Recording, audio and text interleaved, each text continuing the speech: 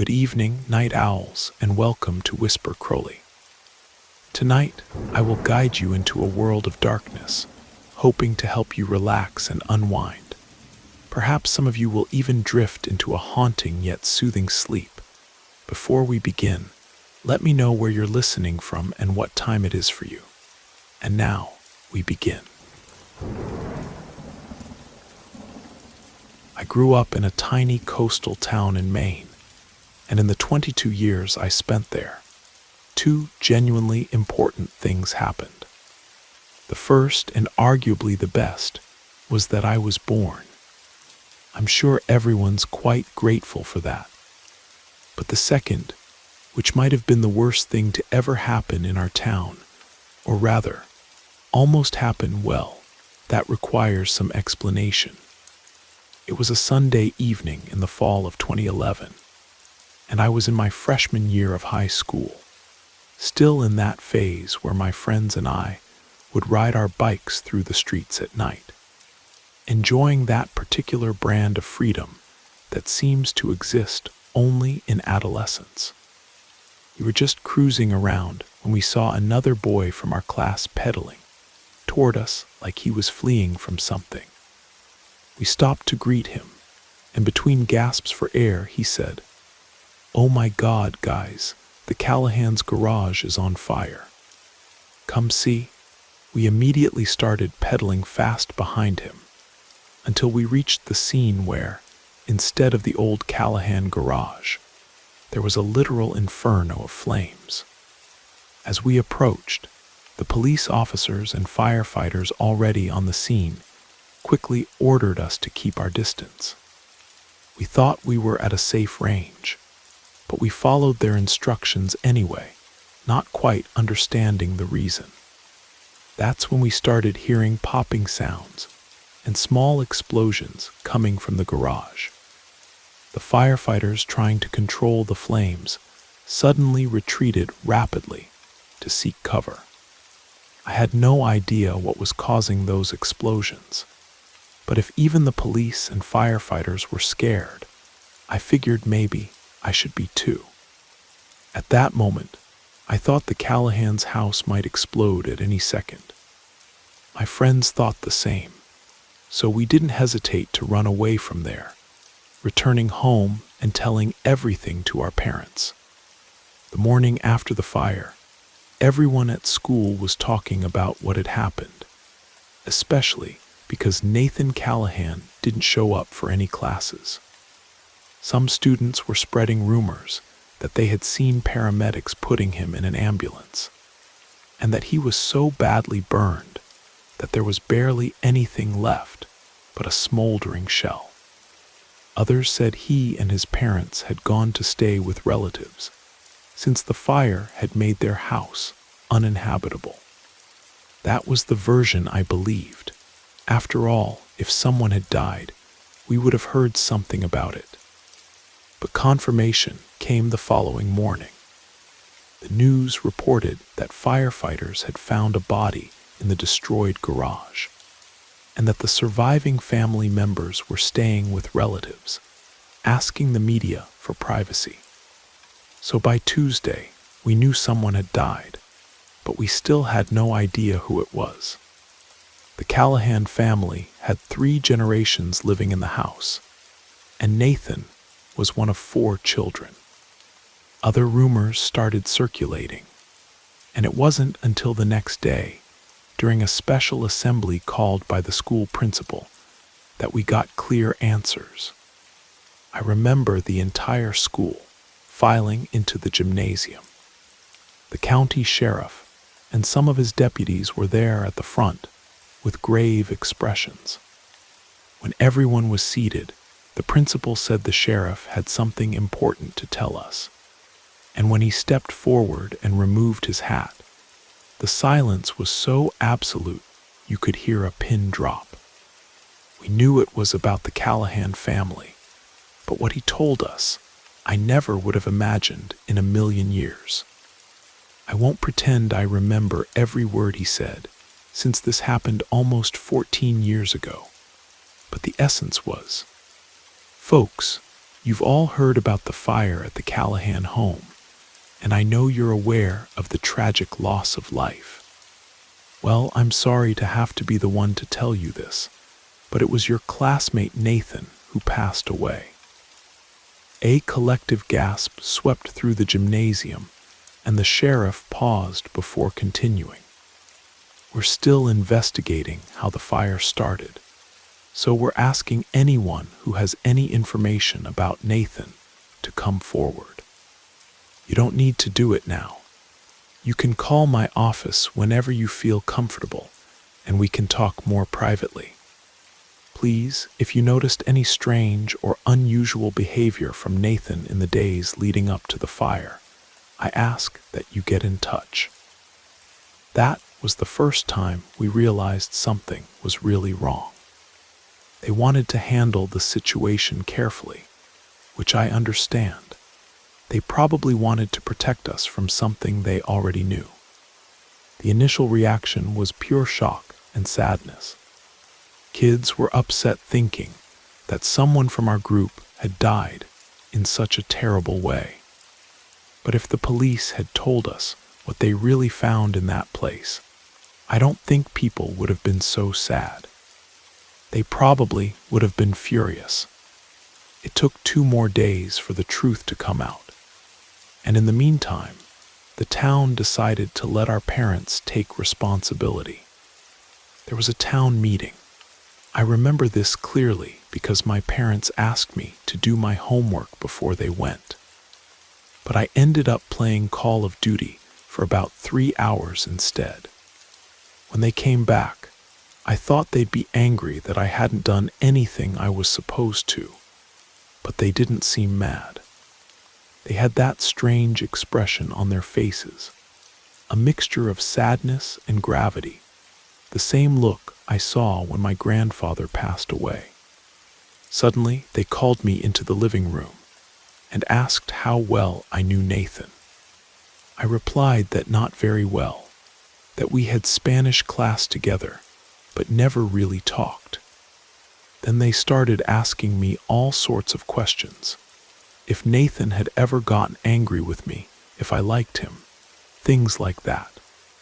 Finally, I simply said, "It seems like you know something about Nathan, and I'd rather you just tell me straight. I'm ready to deal with the truth, even if it's about him taking his own life." But I wasn't ready to deal with the truth. Nathan hadn't taken his life. He had accidentally killed himself while trying to build a bomb. From what they said, he was assembling a test model, but somehow ended up detonating the thing while working on it, which was enough to kill him and start the fire in the garage. At first, it seemed like he might have just been a pyromaniac playing with some kind of accelerant. That's why it took the police a few days to confirm what had really happened. They had to investigate the garage debris and examine Nathan's belongings to understand why he was doing this. The police ended up finding a journal that Nathan kept, where he basically described his plan to build a bomb and place it under the church on a Sunday morning when it would be full of families. They didn't want to share many details about the rest of the journal's contents. They just mentioned it was an extremely disturbing read, with several references to the Columbine massacre that had happened 7 years earlier. My mother was crying by the end of the conversation, and I had never seen my father so shaken. The fact is, that boy wanted to kill almost the entire town. If he had managed to attack the church during the next Veterans Day service, he would have wiped out about 90% of our population in a single devastating explosion. The clearest explanation they gave me was that the boy wanted to hurt people, or that he simply wasn't well. Nobody really bullied Nathan or messed with him. He just seemed to be disturbed. And I thank God he wasn't smarter, that he didn't do more research or take more care. Because if he had, he could literally have wiped our entire town off the map.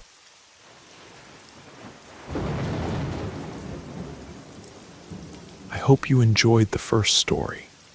If you did, don't forget to leave a like. But if I didn't do my job well, feel free to give it a thumbs down. Either way, drop a comment and let us know where you're listening from and what time it is for you. Now, let's continue. What I'm about to share is the darkest secret I know. I'm from a small town in northern Vermont, where there's a charming chapel tucked away at the edge of town. Behind this lovely chapel stands a discreet memorial dedicated to a family of 4 who were brutally murdered by mysterious strangers who were never captured.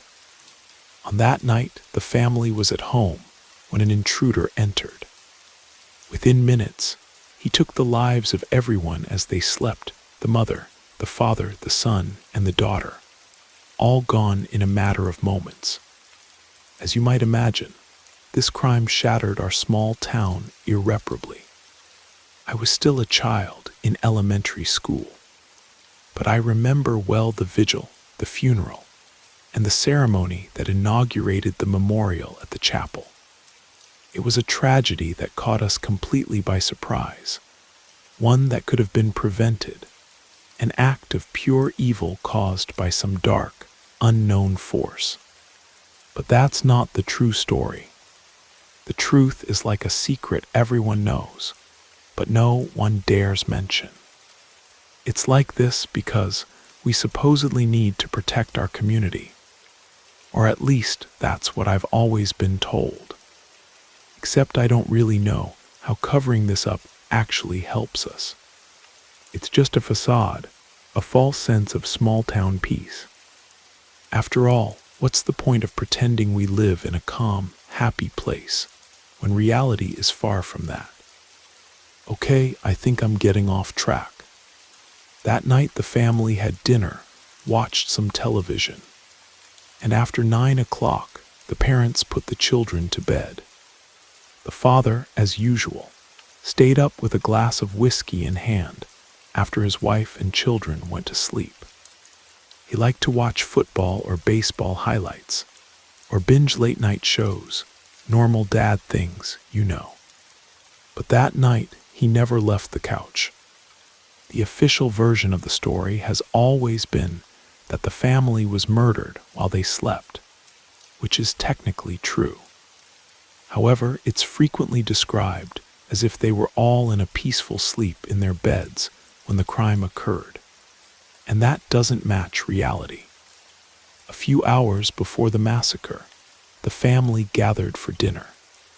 I don't know exactly what they ate, maybe chicken pot pie or something like that. But what I do know about is the dessert. That day, the youngest daughter, who was 11 years old, prepared a strawberry cream pudding for everyone. From what I imagine, it probably wasn't the most delicious dessert they'd ever had. If it were my child showing interest in cooking, whether baking or cooking, I'd pretend to be excited and make sure my plate was clean. No matter if they got the measurements a bit wrong or added more sugar than necessary.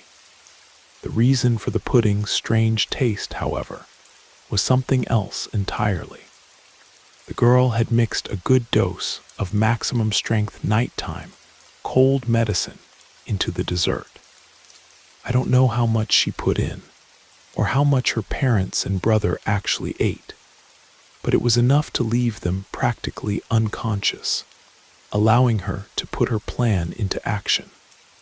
The truth is that the mysterious wandering killer, who supposedly entered the house and randomly murdered the family, never existed. After making sure everyone was passed out, the little girl went to the kitchen, grabbed a large knife from a drawer or a knife block, and then went to the living room where her father was sleeping on the couch, slitting his throat. From what I heard, she cut her father's throat so deeply that he couldn't even scream. All he could do was bring his hands to his neck, trying to understand what was happening. But he didn't last long, dying within minutes. Then she went upstairs and did the same to her mother and brother, cutting them while they slept in their beds. All of this happened on a Friday night, and nobody suspected anything until Sunday morning, when no family member showed up at church. But even then, it still seemed plausible that they were traveling, visiting relatives, or perhaps had gone on a last-minute vacation. After all, this is the kind of town where everyone knows everyone else's business, but has the good sense not to pry too much, if you know what I mean. The problem was that nobody visited the family's house until Monday afternoon, about 50 hours after the killings. The children didn't show up at school, the parents didn't go to work, and it seems it was only when the police started putting the pieces together that they realized something was wrong.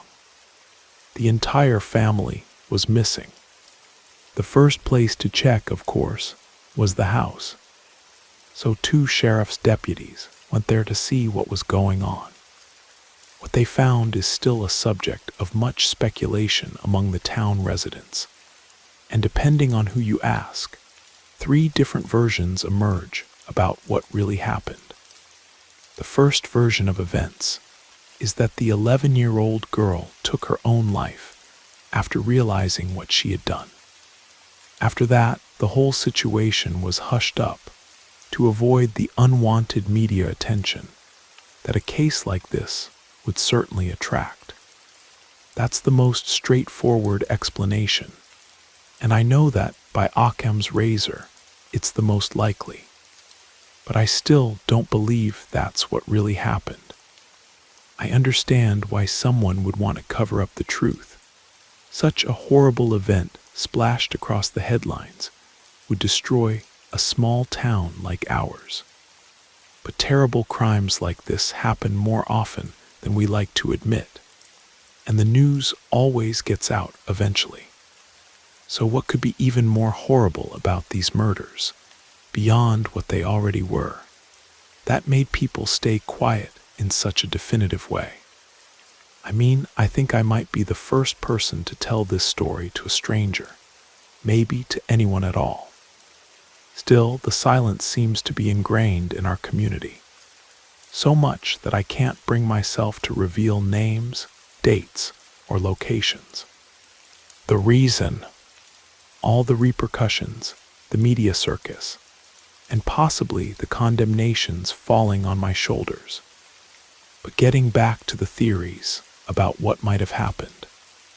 An alternative version is that when the police arrived, the girl pretended to be the only survivor, tricking the officers into approaching her, and then tried to attack them.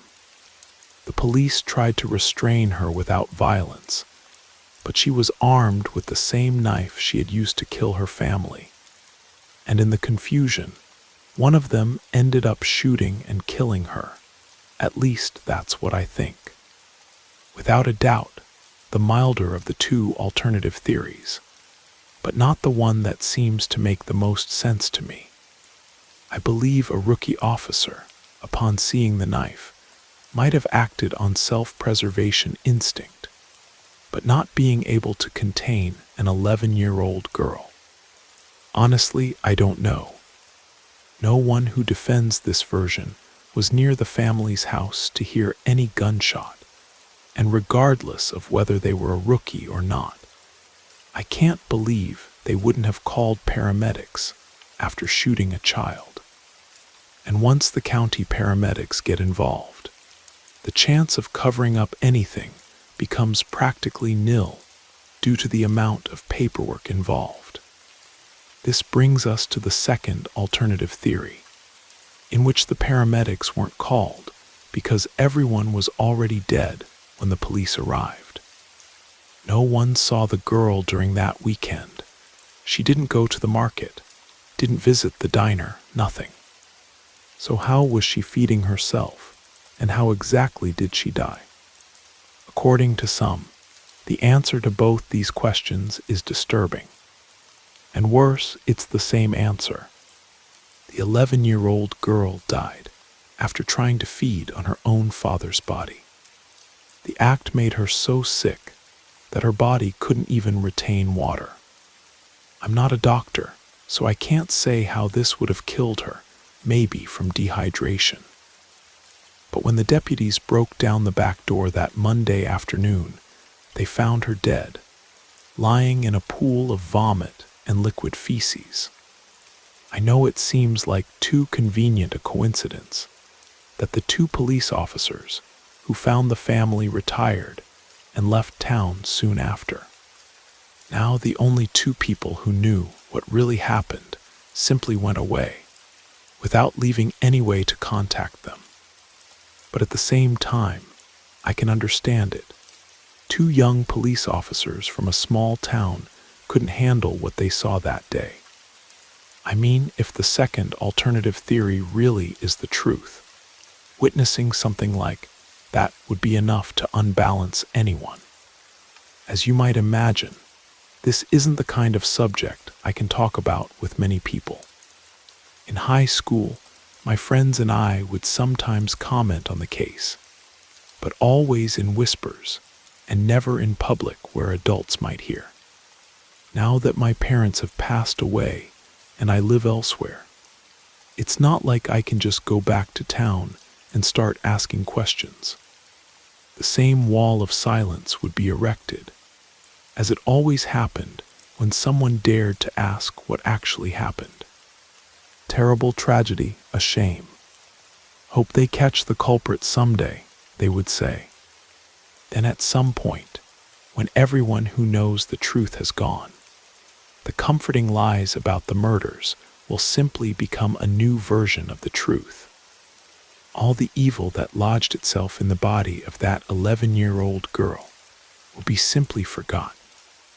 And maybe, just maybe, that's what really needs to happen.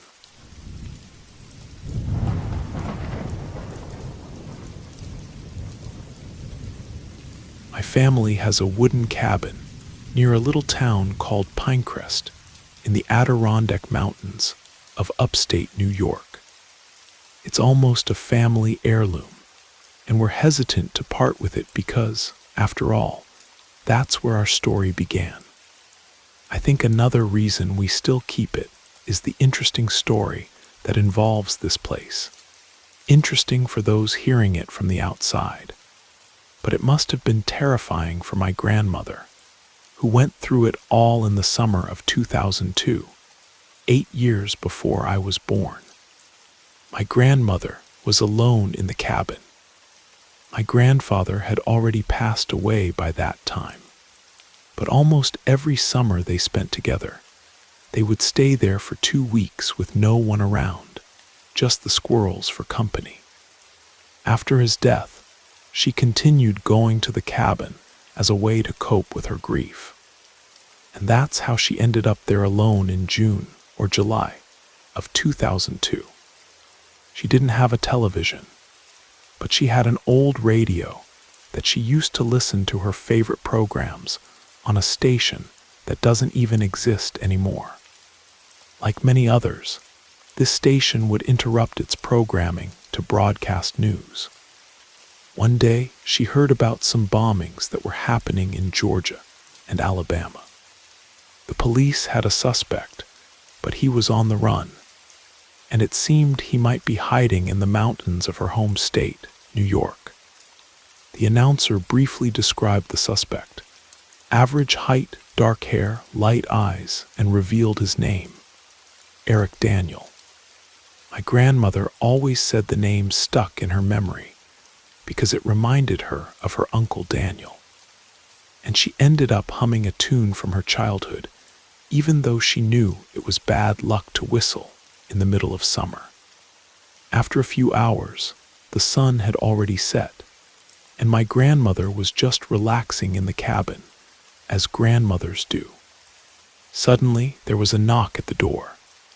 She wasn't expecting visitors, and the only neighbors lived almost half a mile away, which made her get up with a certain apprehension and walked to the front door. When she opened the door, she was faced with a man of average height wearing a baseball cap, with light eyes and a dark mustache. Always very kind, my grandmother wished him good evening and asked how she could help him. "Good evening, ma'am," he said. "Sorry to bother you, but I need a favor." He explained that he also had a cabin in the area and was visiting the place, but since he had left work late, he forgot to buy supplies and ended up with no food for that night. With all politeness, he asked my grandmother if she had any food she could spare. My grandmother always said the man was so courteous that without thinking twice, she invited him in. She always kept the pantry well stocked with canned and dry foods, so it wasn't difficult to help. She says she filled his backpack with jerky and trail mix, and when she was helping him, she suddenly stopped and asked, "I didn't ask your name." "My name is Ed, ma'am," he answered. "Ed what?" my grandmother wanted to know. "Ed Danford," he said. Danford? That name rang an alarm bell in my grandmother's head. It wasn't exactly Daniel, but it was similar enough to cause a bad feeling in the pit of her stomach. Remember, this was long before cell phones existed, and the cabin didn't even have a landline. The only form of external communication my grandmother had was a flare gun. And if the situation was as serious as she imagined, that wouldn't be much help. So instead of showing panic, my grandmother decided to play along. She knew that if she stayed calm, gave him some food, and let him go, she could drive to town as soon as it was light and alert the authorities. But just when she was about to politely suggest that he leave, he said something like, "Actually, I have another favor to ask. Do you have a place where I can spend the night?" My grandmother always mentioned that there was a moment when they looked at each other, and she could see the raw desperation in his eyes. Trying her best to maintain her composure, she replied, "I'm sorry, but I don't have space for guests." It was at that moment that he reached into his jacket, pulled out a pistol, and said something like, "That's too bad. I was hoping you wouldn't say that." He shook his head, pointing to the gun, and added, "Don't make me use this." And for those who haven't figured it out yet, the man at my grandmother's door wasn't Ed Danford or any other fake name he might have invented. The person in her cabin was Eric Daniel, the infamous bomber. My grandmother said this was one of the most frightening experiences of her life, but not for the reasons you might imagine. She said she was never afraid of dying, after all. She was already over 70 at the time, and seemed to have made peace with God a long time ago. What really terrified her was how incredibly normal this man appeared to be. Even after his metaphorical mask fell off, he continued to be polite and cordial, even offering to help with chores the next morning. Of course, my grandmother gently refused, saying she could manage just fine on her own, and that she definitely didn't want the FBI to think she was somehow involved with him staying there.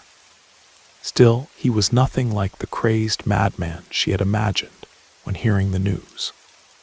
My grandmother always said that the only clue he gave about who he really was, or what he had done, was during the prayer before dinner.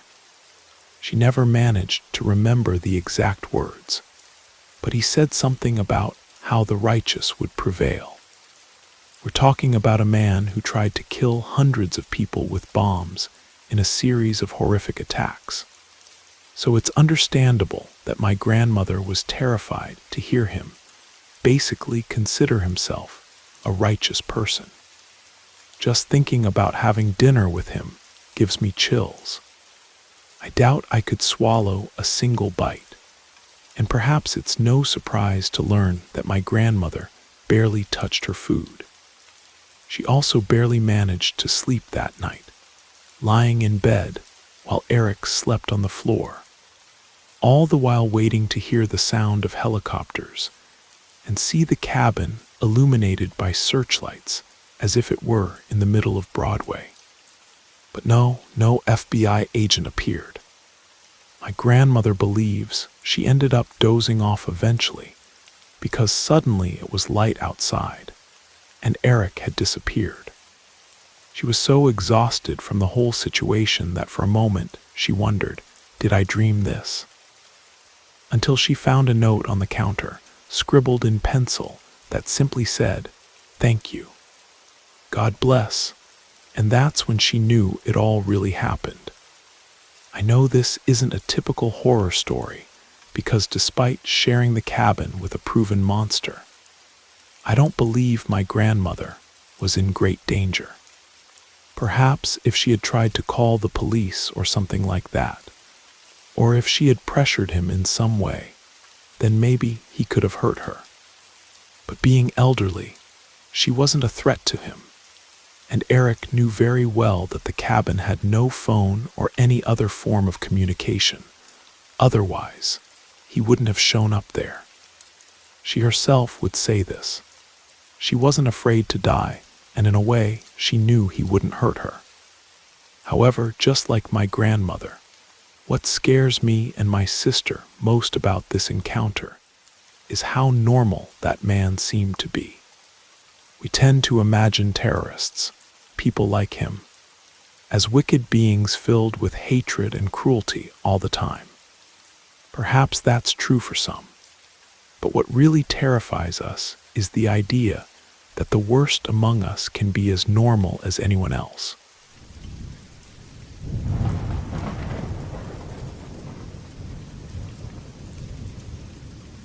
My family has a wooden cabin near a little town called Pinecrest in the Adirondack Mountains of upstate New York. It's almost a family heirloom, and we're hesitant to part with it because, after all, that's where our story began.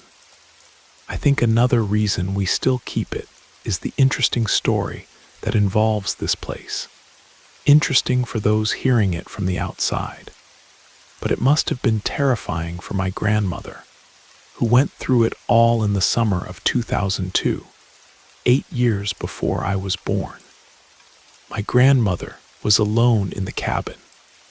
My grandfather had already passed away by that time, but almost every summer they spent together, they would stay there for 2 weeks with no one around, just the squirrels for company.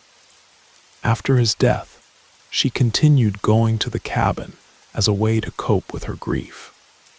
And that's how she ended up there alone in June or July of 2002. She didn't have a television, but she had an old radio that she used to listen to her favorite programs on a station that doesn't even exist anymore. Like many others, this station would interrupt its programming to broadcast news. One day, she heard about some bombings that were happening in Georgia and Alabama. The police had a suspect, but he was on the run, and it seemed he might be hiding in the mountains of her home state, New York.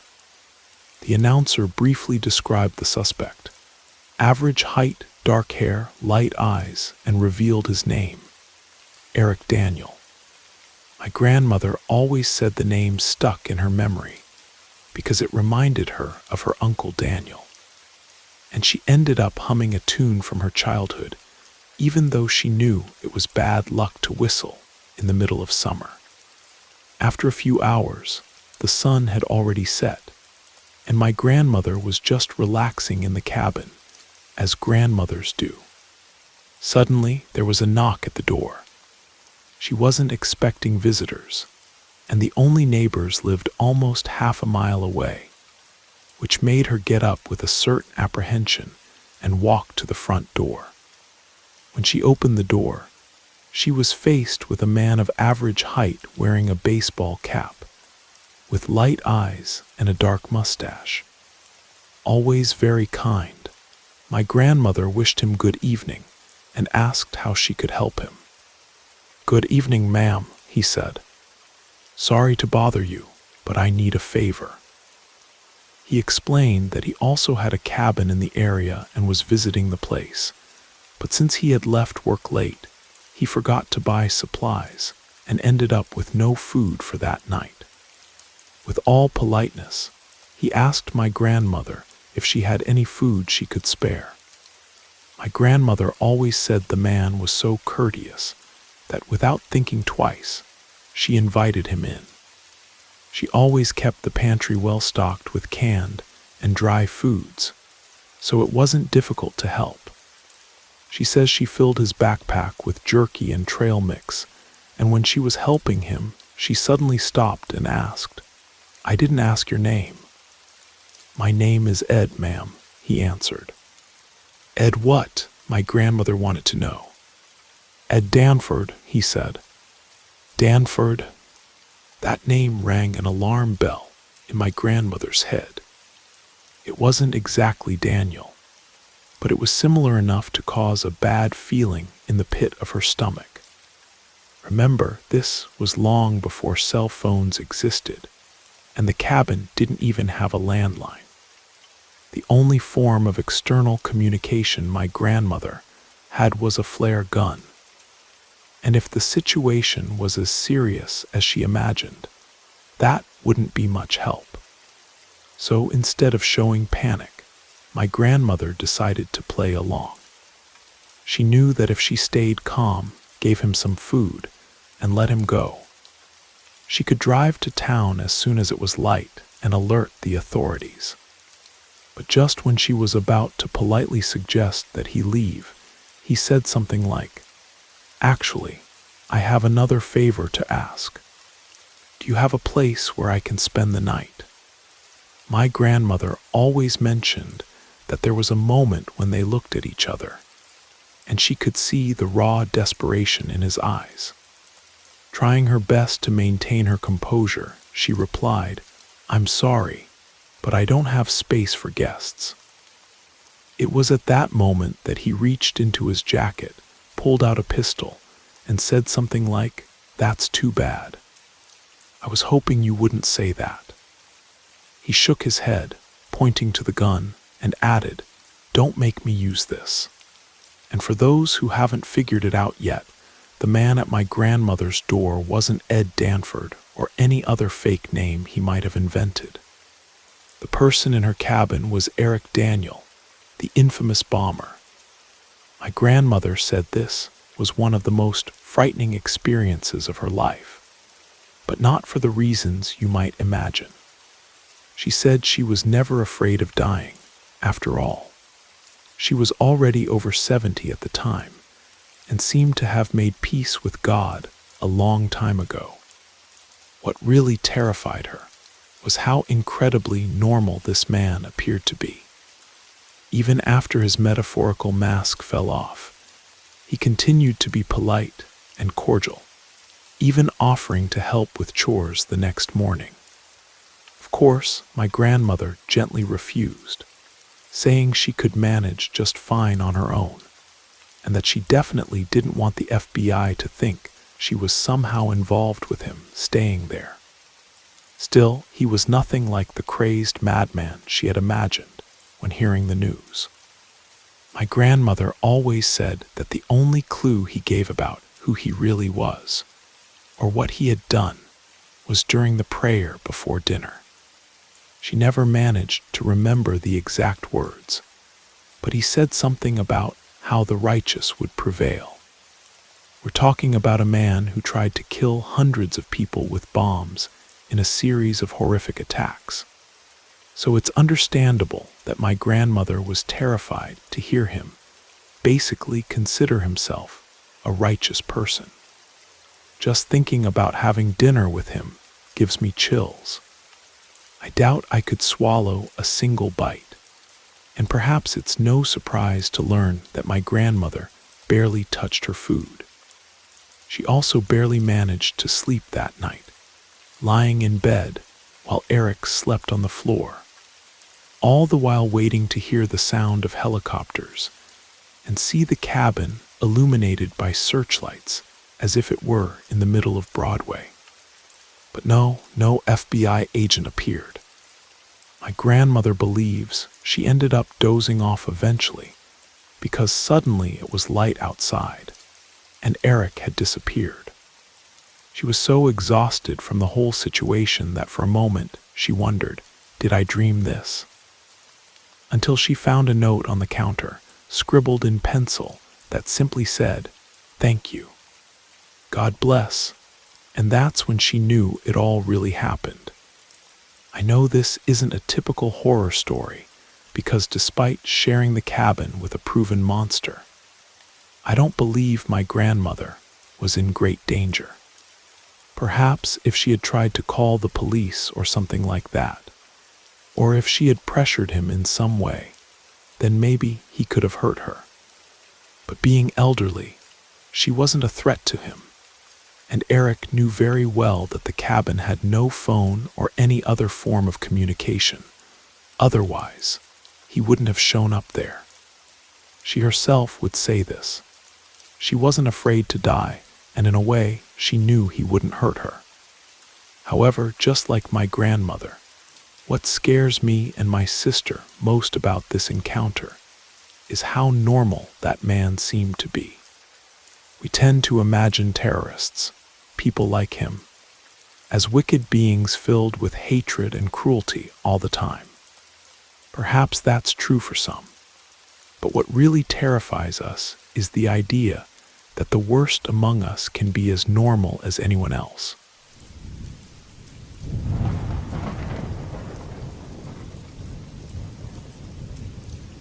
There's no escape. You can't say no. You won't have a way to fight or resist. It's a frightening thought, I know, but you have no other choice but to conform. Samuel makes it clear that there are few rules, but they're easy to remember. You'll make mistakes like they all do, but I hate repeat offenders. That irritates me a lot. Some girls tend to be rebellious, and I don't advise that because it will only bring you more problems. If necessary, I can do things to your body and torture you in ways you can't even imagine.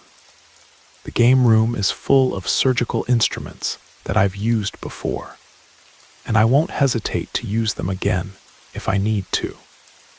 If you bite me, I'll pull out your teeth with pliers. If you scratch me, I'll remove your nails.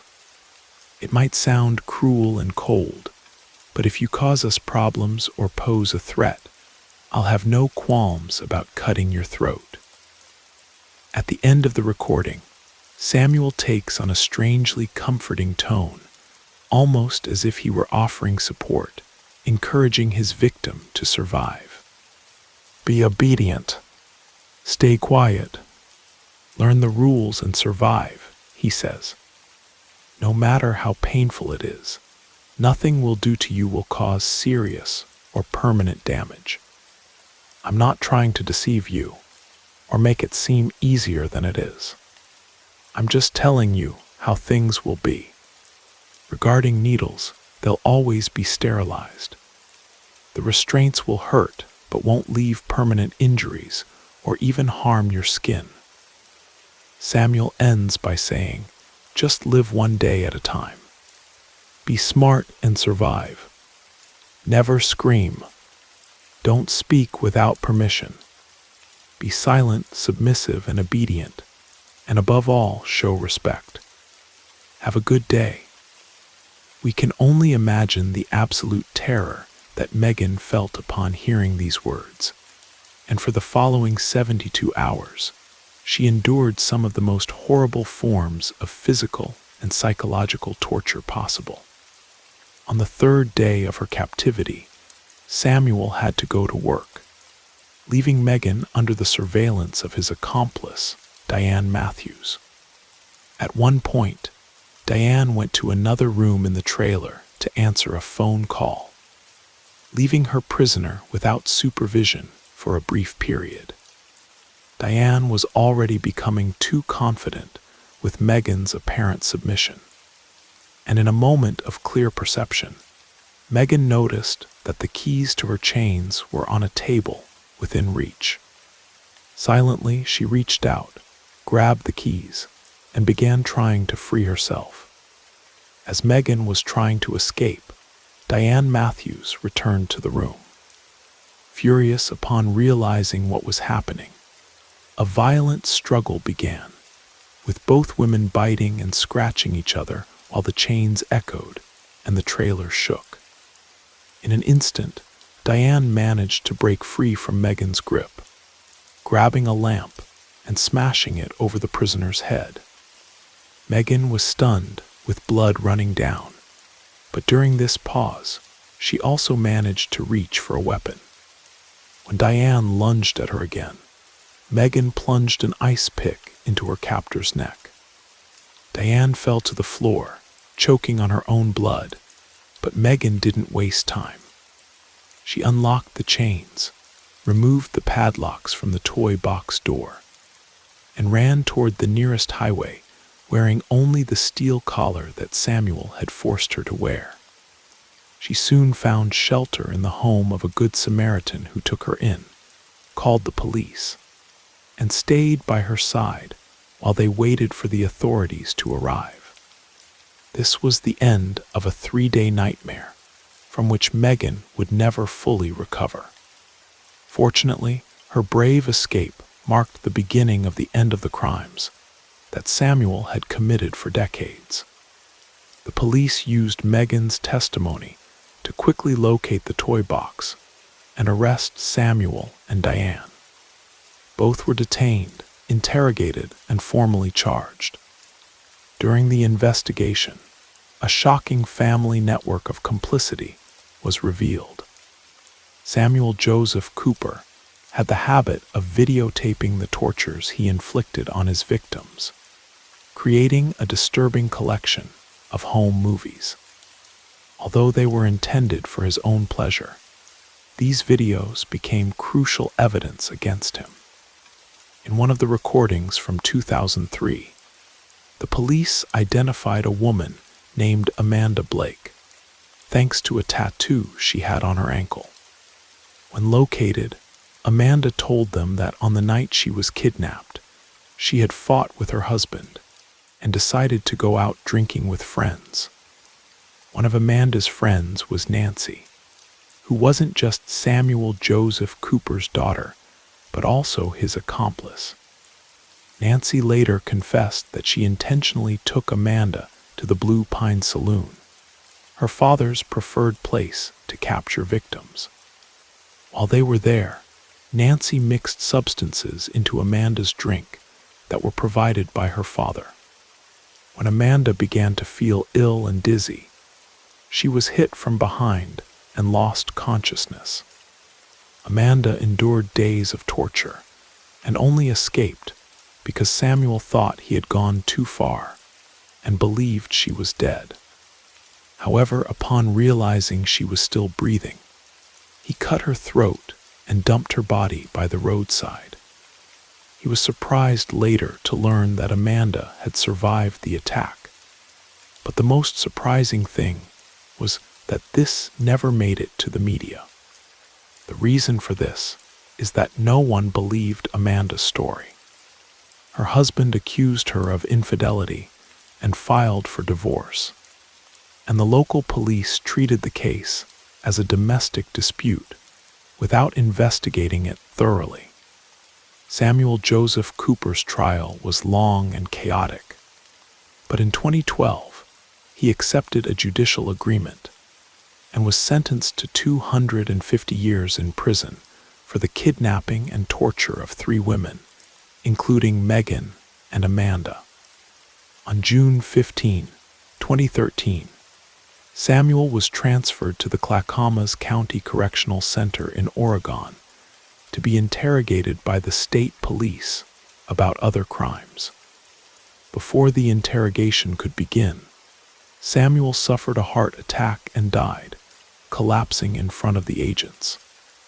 Nancy Cooper, his daughter, was also tried for kidnapping and served a 3-year sentence, being released in the mid-2010s. As for Diane Matthews, Cooper's accomplice, she was released in 2021 after becoming eligible for parole in 2019. Diane, the same person who smashed a lamp over another woman's head simply because she tried to escape her torment, now walks freely on the same streets that once housed her victims.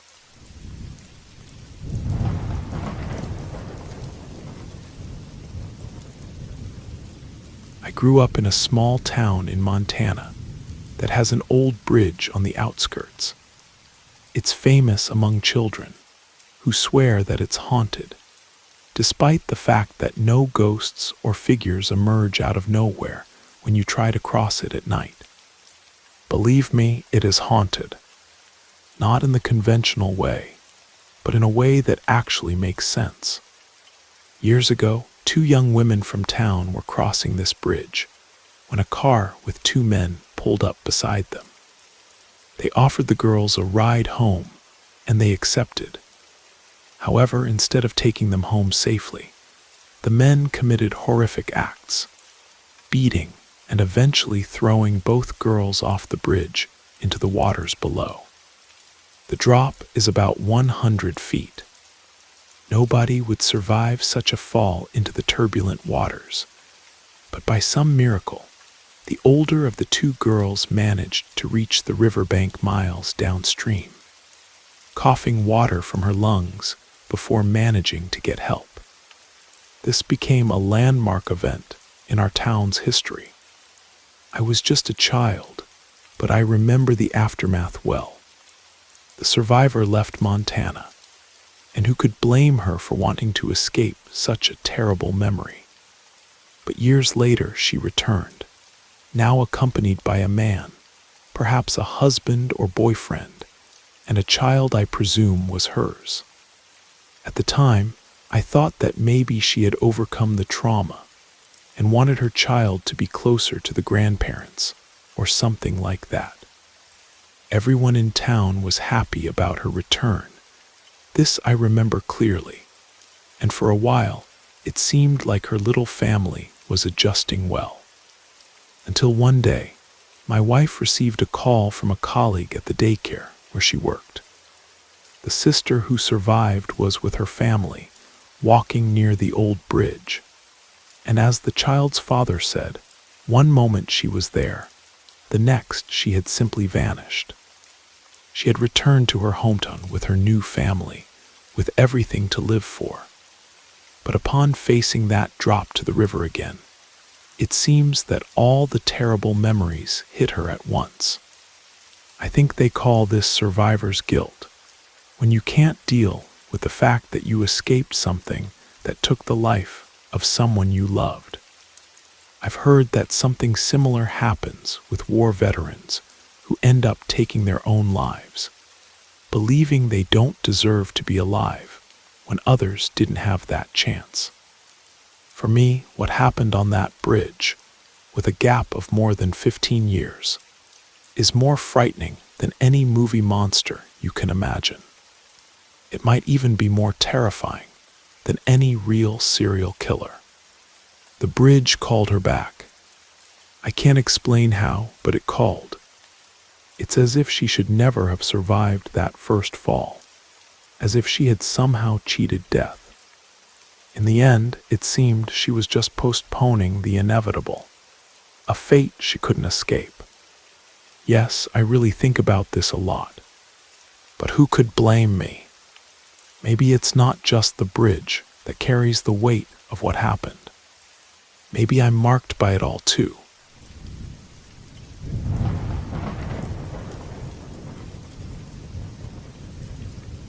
This happened more than 15 years ago, almost 20 to be exact. At the time, I was 14 years old and lived with my parents in a small town in Iowa. Our community was pretty tight-knit, essentially an agricultural place in the heart of the American Midwest.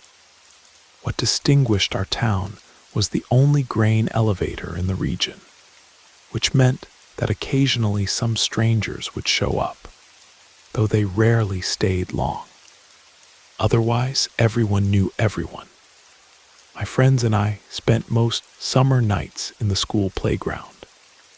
There wasn't much to do in town. We had no arcade, no skate park, and we preferred to save money rather than spend it at the local cinema, which wasn't anything special anyway. During the colder months, alcohol became more present in our evenings, but this happened in the middle of summer. It was a humid July night, almost midnight, and we were relaxing on the swings in the playground. The full moon illuminated everything in a soft way. We were talking aimlessly, sharing a cigarette that Henry, one of my friends, had taken from his father. Time passed, and suddenly thick clouds covered the moon, plunging everything into darkness. When the moon finally reappeared, we noticed a man who seemed to appear out of nowhere, walking towards us. He must have been in his late 40s, with messy brown hair and a short beard full of gray strands. He wore a white t-shirt that was already somewhat dirty and worn jeans. It didn't take much for us to realize he wasn't from around here. If he were, we would have seen him before. He was probably just passing through, but that was enough to send a chill down our spines. "Hey, boys, what are you doing out here this late?" The man asked in a tone that sounded more like an interrogation. I exchanged glances with my friends, all clearly disconcerted by the stranger's sudden appearance, but nobody wanted to be rude, so we kept it polite. "We're just killing time, sir," I responded. He smiled, and that's when I noticed his teeth were yellowish and misaligned. "Interesting," he said, trying to sound younger than his appearance suggested. The conversation dragged on for a few minutes. He asked all kinds of questions, and we answered with one or two words. By this point, it should have been obvious we were uncomfortable, but no one had the courage to ask him to leave. After about 5 minutes, he changed his tone and said he had something cool to show us, asking us to follow him. A shiver ran down my spine, and I saw the same panic in my friend's eyes.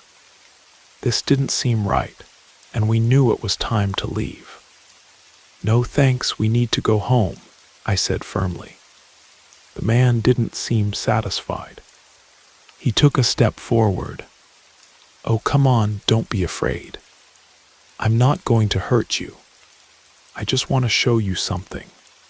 It was then that I noticed a metallic glint in his hand. With a shock of terror, I realized he was holding a knife. "Run," I shouted, and we all took off in different directions. I ran like never before, faster than I ever imagined. I didn't dare look back, so I have no idea who, if anyone, he tried to follow. Fear took over me, but I kept running until, in the distance, I saw the lights of my house. I continued running and entered the house completely out of breath. My parents were already asleep, so I quickly went upstairs and woke them up. "Jason, what's wrong?" my mother asked, visibly concerned. I was still breathless and could hardly speak, but after a while, I managed to explain everything that had happened. As I told them, my parents' faces grew increasingly pale. "We need to call the police," my father said, picking up the phone. Within minutes, the police were there. One of my friends had already called, and they were at his house as well. We gave them a description of the man, and they soon began searching the school and the surrounding streets, but they found no sign of him. The best guess was that he was hiding in the forest south of town, which was close to the school. This incident became a topic of conversation for a good while. In the months that followed, the entire community went on alert. People started locking their doors, and most children had to be home before dark. The police continued their search for a while, but never managed to find the man. Rumors circulated that they had found an improvised camp in the forest with an old tent and piles of trash, just food scraps and beer cans. From what we heard, that was probably where the man had been hiding, and possibly where he wanted to take us that night.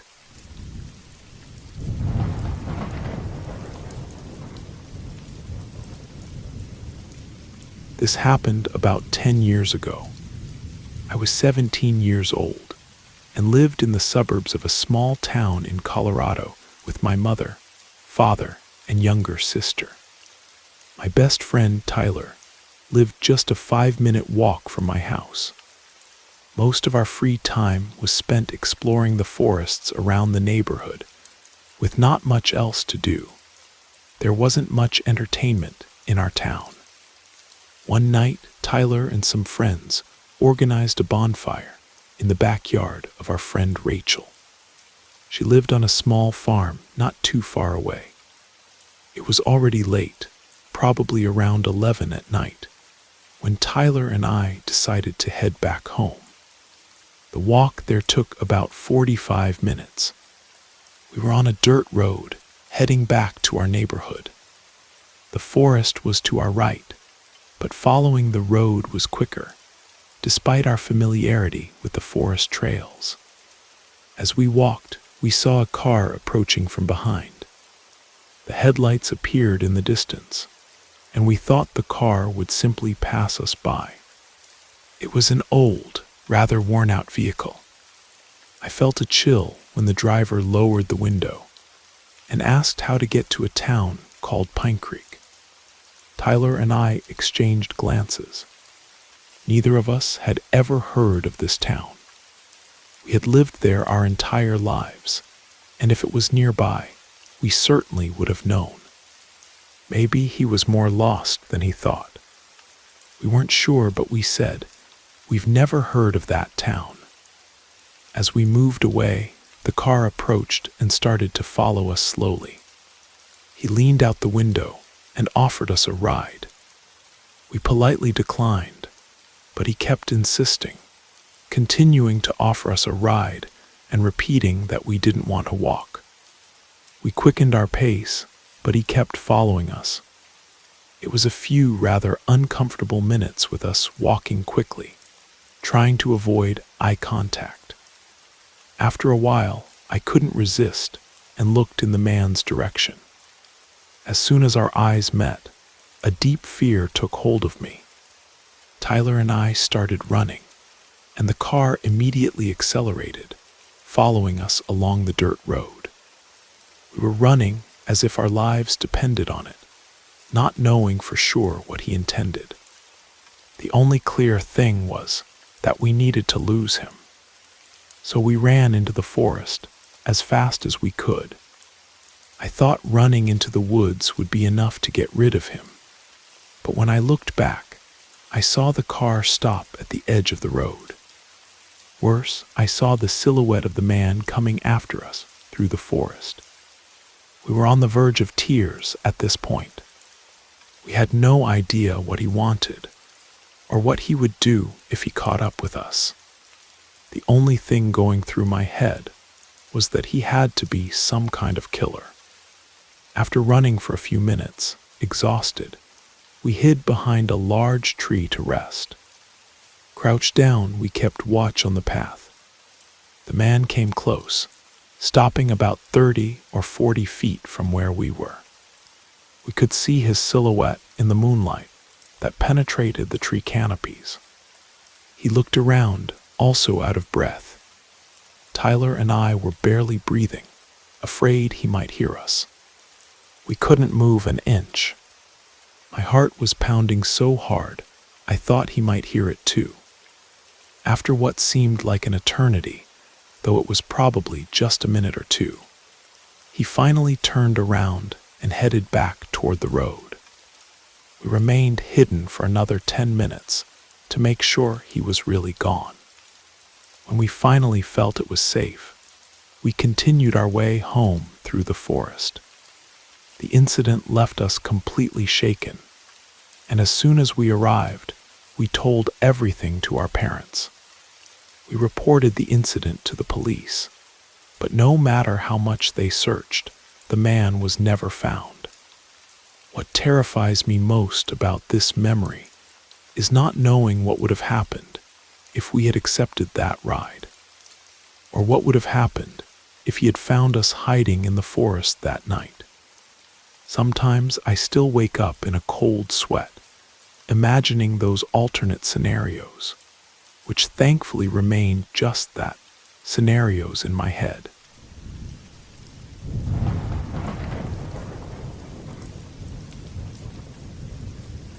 Good evening.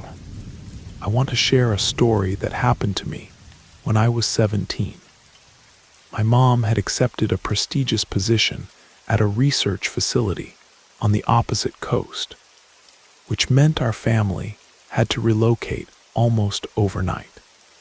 The sudden move was jarring, leaving behind my school, my neighborhood, and most painfully, my 3 best friends, Marcus, Ethan, and Josh.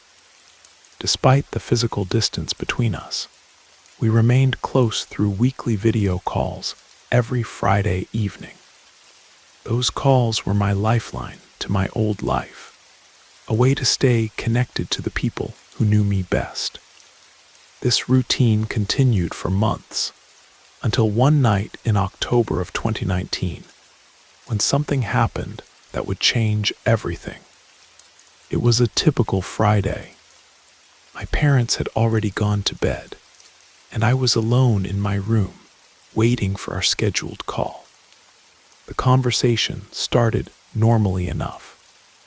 We had been discussing the latest Marvel movie release for almost an hour when Josh suddenly messaged in our group chat. "Hey guys, want to see something interesting?" Ethan immediately responded, "Sure, send it." Without further explanation, Josh shared a video with us that still haunts my nightmares.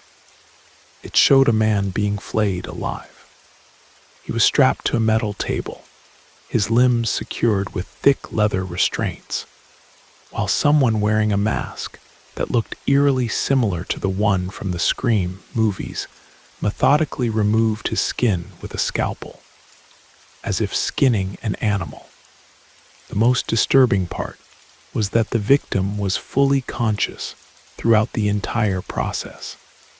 The video lasted only seconds, but it was enough to make me jump from my chair in complete horror.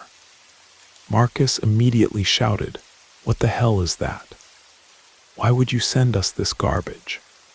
Ethan was equally shocked and demanded to know where Josh had found such a disturbing video. I've always been somewhat sensitive to graphic content, and I was so paralyzed by those horrific images that it took me several moments before I could type anything in response. When I finally caught my breath, all I managed to write was, "Never send me this sick stuff again." Despite how real and disturbing the video appeared, I initially thought it might be from one of those ultra-realistic horror movies. In my mind, it seemed impossible that people could actually do something so horrifically inhumane to another human being. But Marcus persisted, "Josh, where did you get this video?" That's when Josh replied, "I'll tell you, but you have to promise not to tell anyone about this." There was a brief silence before Marcus, half-jokingly, said, "Please tell me you weren't the psychopath who recorded this." "Of course not, you idiots." "I don't have that kind of courage," Josh replied. We laughed nervously, all agreeing that he definitely wouldn't have the stomach for something like that. But then he confessed that he had found the video on the dark web. I had heard of the dark web before, but only vaguely understood it as that hidden corner of the internet where people could buy illegal things. I didn't fully grasp the concept, and I certainly had no idea about the atrocities that could be found there, much less that people were selling this kind of content. What disturbed me most wasn't just the video itself, but the fact that Josh knew how to access such places. I'd known him since elementary school, and while we shared a taste for horror movies, I never imagined he would be interested in something so depraved in real life. "Why do you visit these sites?" I asked directly. "Since when are you into such cruel and sick stuff?" He casually replied, "I only browse occasionally out of curiosity." But in the middle of our conversation, a random user suddenly joined our video call. "Who's that?" we all asked simultaneously. "I have no idea, I swear to God," Josh responded, sounding genuinely confused. By this point, I was completely on edge from the dark web discussion. "Tell me this isn't one of your stupid friends from the dark web, because if it is, I'm calling the police," I threatened. I tried to move my cursor to exit the chat, but it wouldn't respond no matter how many times I clicked or moved the mouse. That's when the video feed from the unknown user activated. It was someone wearing a pig mask, but not the kind you'd buy at a costume store. It looked like the actual skinned face of a real pig, worn like Leatherface from the Texas Chainsaw Massacre. "Guys, are you seeing this?" I asked, hoping that this was just another of Josh's sick pranks. But Josh, clearly nervous, insisted he had no idea what was happening. Then the person in the pig mask moved closer to the camera, and somehow I felt like I was looking into the eyes of pure evil. At that moment, my friend's calls froze. The only screen still functioning was that of the pig man, and it seemed like our computers were being hacked. I couldn't understand what was happening until I heard the man say, "Hello. Can you see me? Say yes if you can hear me." I jumped back in my chair and stammered, "What do you want from me?" The man replied, "You know that feeling that comes over you when you spend too much time with someone? It's horrible. Everything becomes a dull, boring routine. That's why I'm always looking for something new, something fresh, a new doll that makes me feel alive again. Yes, that's all I need. And guess what? I think today I'm going to get exactly what I want." I was completely terrified, not understanding any of this. But suddenly, muffled sounds began to emerge in the background, what sounded like stifled moans and screams. The pig man then turned the camera toward the source of the voice, and what appeared on the screen was a woman without arms or legs, with duct tape over her mouth and a chain around her neck. She was desperately trying to escape, moving what remained of her limbs. A few seconds later, the pig man slowly approached the woman, holding an enormous axe. When I saw this, I began to hyperventilate. I felt a knot forming in my stomach, and my entire body started to shake. I was on the verge of a panic attack, just thinking about the horrible and inevitable fate that woman was about to face. As the pig man raised the axe in the air, I screamed desperately, "Leave her alone. I'm calling the police. Stop this now." I closed my eyes tightly, trying not to see what was about to happen. Before closing my eyes, I realized that this woman was the same one from a photo Josh had shared earlier showing a doll number 30, with a description about inhumane acts that can be done to victims before they are shipped to buyers. Then, I began to hear the sound of axe blows, which made me jump from my chair so violently that it crashed against my bed. I turned my back to the screen, covering my eyes with my hands, and began to cry in pure desperation. It was unbearable. But suddenly, everything went silent. I removed my hands from my face and turned toward the computer, only to see that the pig man had disappeared. I was completely terrified. My heart was racing, my entire body was trembling, and I was in total panic. It was as if nothing had happened, as if it had all been a horrible nightmare. But it wasn't. It was completely real, and the scene kept replaying in my head over and over. I ran to the bathroom, washed my face with plenty of water, and dried myself with a towel. Then I returned to the computer and sent a message in the chat. Guys, please tell me you saw that too. What the hell just happened? My friends began to respond, confirming that their computers had also been hacked and that they had seen the pig man. But no one wanted to talk much about it. I think we were all in shock. Since that day, my friends and I agreed to leave this subject behind and never speak of it again.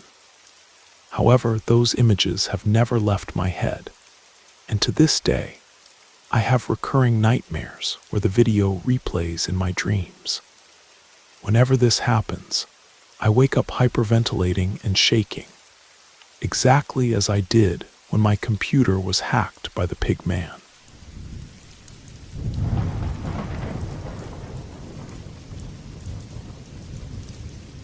What I'm about to share weighs on my conscience like a massive block of concrete.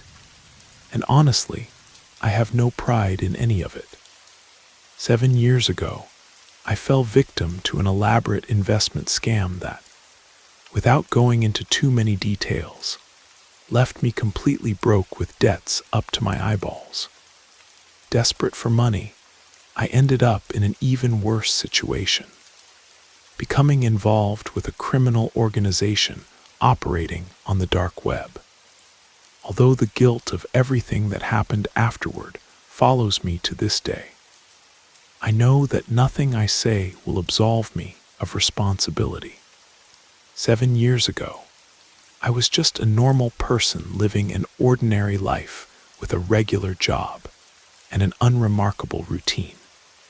I worked as a nurse at a public hospital in Seattle, and my salary covered my basic expenses: food, housing, transportation, those kinds of necessities.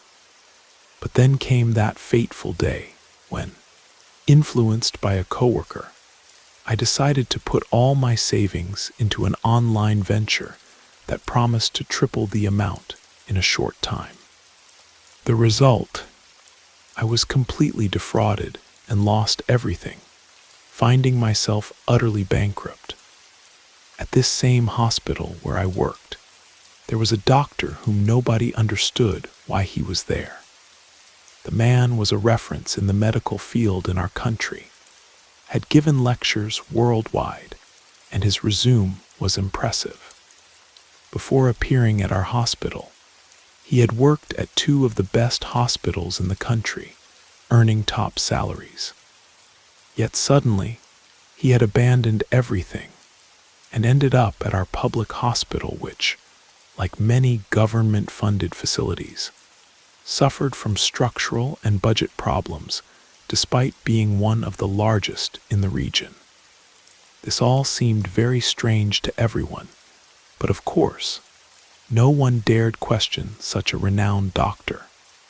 Perhaps he was just one of those people with an incredible vocation for service, someone who felt a deep need to share his knowledge with those who needed it most. Or who knows? The fact is that no one knew for certain what motivated him. As I mentioned before, I was in a complicated financial situation. So whenever someone needed to miss a shift or couldn't cover their hours, I was the first to volunteer. It was a way to earn extra money, and everyone at the hospital knew that if money was involved, I was willing to accept any shift. I needed the cash to get out of the hole I dug myself into. Then one day, this doctor called me over. I was surprised, since he had never done this before. In fact, until that moment, we had exchanged only a few words during all the time I'd worked there. So it was quite strange that he wanted to speak with me. I went to his office, and to my surprise, he invited me to lunch. We went to a restaurant where it was just us and the staff. There was no one else there at that hour. I found this a bit odd, and got the impression that he knew everyone who worked at the place. For the next 30 minutes, he began asking me questions about myself and my family, especially wanting to know if I had debts or expenses. I told him about the scam I had suffered with the online fraud. And then he asked me how much money I would need to earn monthly to be comfortable, without any more worries. These questions also seemed quite strange to me. For a moment, I even thought the invitation might be something more romantic, but despite the personal questions, I didn't sense any flirtatious tone in the conversation. This intrigued me even more. I don't remember exactly the amount I mentioned to him, but I clearly remember what happened next. He looked at me and said a phrase that changed everything. "What would you be willing to do if I paid you 3 times that amount?" I remained completely silent for several seconds, my eyes wide, thinking, is this serious? The way he said it, with a serious and even somewhat sinister voice, left me stunned. At that moment, I remembered something my grandfather told me when I was a child, that we should never let an opportunity pass, because it might never come back. So I responded that I would do almost anything he asked. At that instant, a dark smile began to slowly form on his face, and he started to explain what was behind this proposal. The doctor told me he had a scheme with 2 other doctors and several nurses. He also knew someone from the morgue, but that person had transferred to another hospital. "I know you don't work in the morgue," he said, "but I also know you have a good relationship with the people there and can circulate without raising suspicions." It was then that I realized things were taking a very dark turn, but I continued listening. He explained that these 2 doctors worked only with the nurses involved in the scheme. When one of the doctors attended a birth and the baby didn't survive, the nurses would notify the other doctor. While the first doctor took the baby's body to the morgue, the second doctor, along with trusted nurses, would attend another birth. And even if the baby was born alive, they would convince the mother that the baby had been stillborn and also take it to the morgue. And that's how the scheme worked. At that moment, I felt my throat close, and I had to swallow hard. He continued, "What I need you to do is duplicate the records. In other words, the deceased baby will have to be registered twice, once for the mother whose baby was actually stillborn, and once for the mother who was tricked into believing the same." What I had just heard was so dark that it took me a while to understand. The first thing that came to my mind was, what will they do with the baby that's alive? I was about to ask, but he continued explaining. The nurse coordinates so that both families see the same body without suspecting anything. What happens after the body is delivered is none of your business.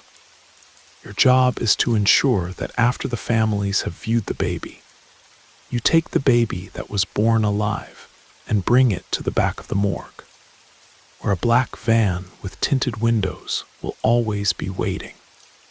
They'll open the back doors, you place the baby there, walk around, and return to the hospital as if nothing happened. At that point, I looked at the doctor, and despite the lump in my throat, apologized, and said I needed to understand exactly what I was getting into before accepting. I was already involved to a certain extent, but I wanted to know if the amount he mentioned was really serious and what the risks were. The doctor gave me an intense, serious look and said, "Look, when I was at the other hospital in a slow month, I earned $80,000. So if I came to this hospital, it's because the business is making me a lot of money. I sell them on the online black market, and I don't know what they use them for, nor do I care. What matters is that for each baby I deliver, I earn enough to pay the doctors, the nurses, and if you want to participate, you too. And I still have more than 200,000 left over." I admit I was very afraid. I knew that from that moment on, I couldn't simply refuse. It was clear that dangerous people were involved, and at that point, I already knew too much to walk away as if nothing had happened. Even so, I asked what would happen if I didn't accept, or if someday I wanted to leave the scheme, or even if I left the hospital. He looked at me fixedly and said, "Once you're in, the only way out is death." I became more nervous than I had ever been in my life. With a trembling hand, I took the last sip of my coffee and said, "I'm in." And that's how I started working. I didn't operate directly on the dark web, but I worked for the doctor who was deeply involved in that world. This is how I ended up being part of one of the many macabre organizations that operate there. The first time I had to do it, I felt an immense desire to cry and vomit. I felt disgusted with myself as a human being. But at that point, it wasn't just a matter of money anymore. It was my survival at stake. However, after delivering the baby at the end of my shift, the doctor discreetly gave me $30,000. This made the guilt diminish a little. I hate to say this and I apologize because I know what I was doing was horrible. But over time, I got used to it. These cases with babies didn't happen every day, but there was a month when I earned $50,000. Sometimes they only asked me to let the already deceased babies pass through, and they paid me the same way. However, no one sells their soul to the devil without consequences. Everything fell apart a few years ago when I left the morgue to deliver a baby who was supposedly dead. The procedure was the same as always, and the van was there as usual. But suddenly, I heard a series of gunshots. The van sped away, and out of nowhere, I was surrounded by several disguised men who forcibly put me in a white car, gagged, with my hands tied and my eyes blindfolded. I remained in the car for about 3 hours until we finally stopped at a house. I was forcibly removed from the car, pushed, and tied to a chair. While I was there, they did things to me that I prefer not to remember, much less recount. When they finished, they left me alone for 2 days without food or water. I was terrified, with no idea who these people were. But soon I found out. On the 3rd day, a person appeared who introduced himself as an agent of our country's cyber police. He said I had 2 options: cooperate with them or simply let myself go. But it was obvious that this proposal was a trap. By this point, the organization must have already known I was with the police, and going out on the street without protection would be a death sentence. So I had no choice but to cooperate. With the information I provided, they managed to arrest the doctor and his accomplices within the hospital. But we were just a small part of this enormous criminal organization. Currently, both the doctor and I, along with other people, are under the protection of the authorities, as we are key pieces in dismantling this network. Even so, I am fully aware that at any moment they could find me, and then it will be my end. As they say, karma always catches up.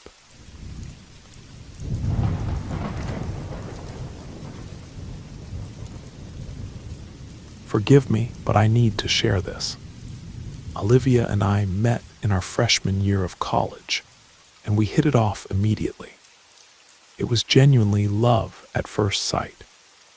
We started dating shortly after meeting, and soon we were in a serious relationship. She was always an incredible woman, and as time passed, our love only grew stronger. We even chose the same field of study to stay as close as possible to each other. I know that might sound somewhat dependent, and in a way it was, but for us, it worked. 3 years ago, we decided it was time for the next step. We wanted to get married. As you might imagine, weddings aren't cheap, especially when you want to do something even remotely decent. My idea was a simpler, more intimate ceremony, but she wanted something a bit larger where we could invite our friends, family, and colleagues. I wasn't thrilled with the idea, but if it made her happy, then I was fine with it too. The only problem was that at that time, our budget was tight, which postponed our plans a bit. We were doing everything possible to save money, because we really wanted to fulfill this dream our way. Even though we had some money saved with the jobs we had, with the day-to-day expenses, things were complicated.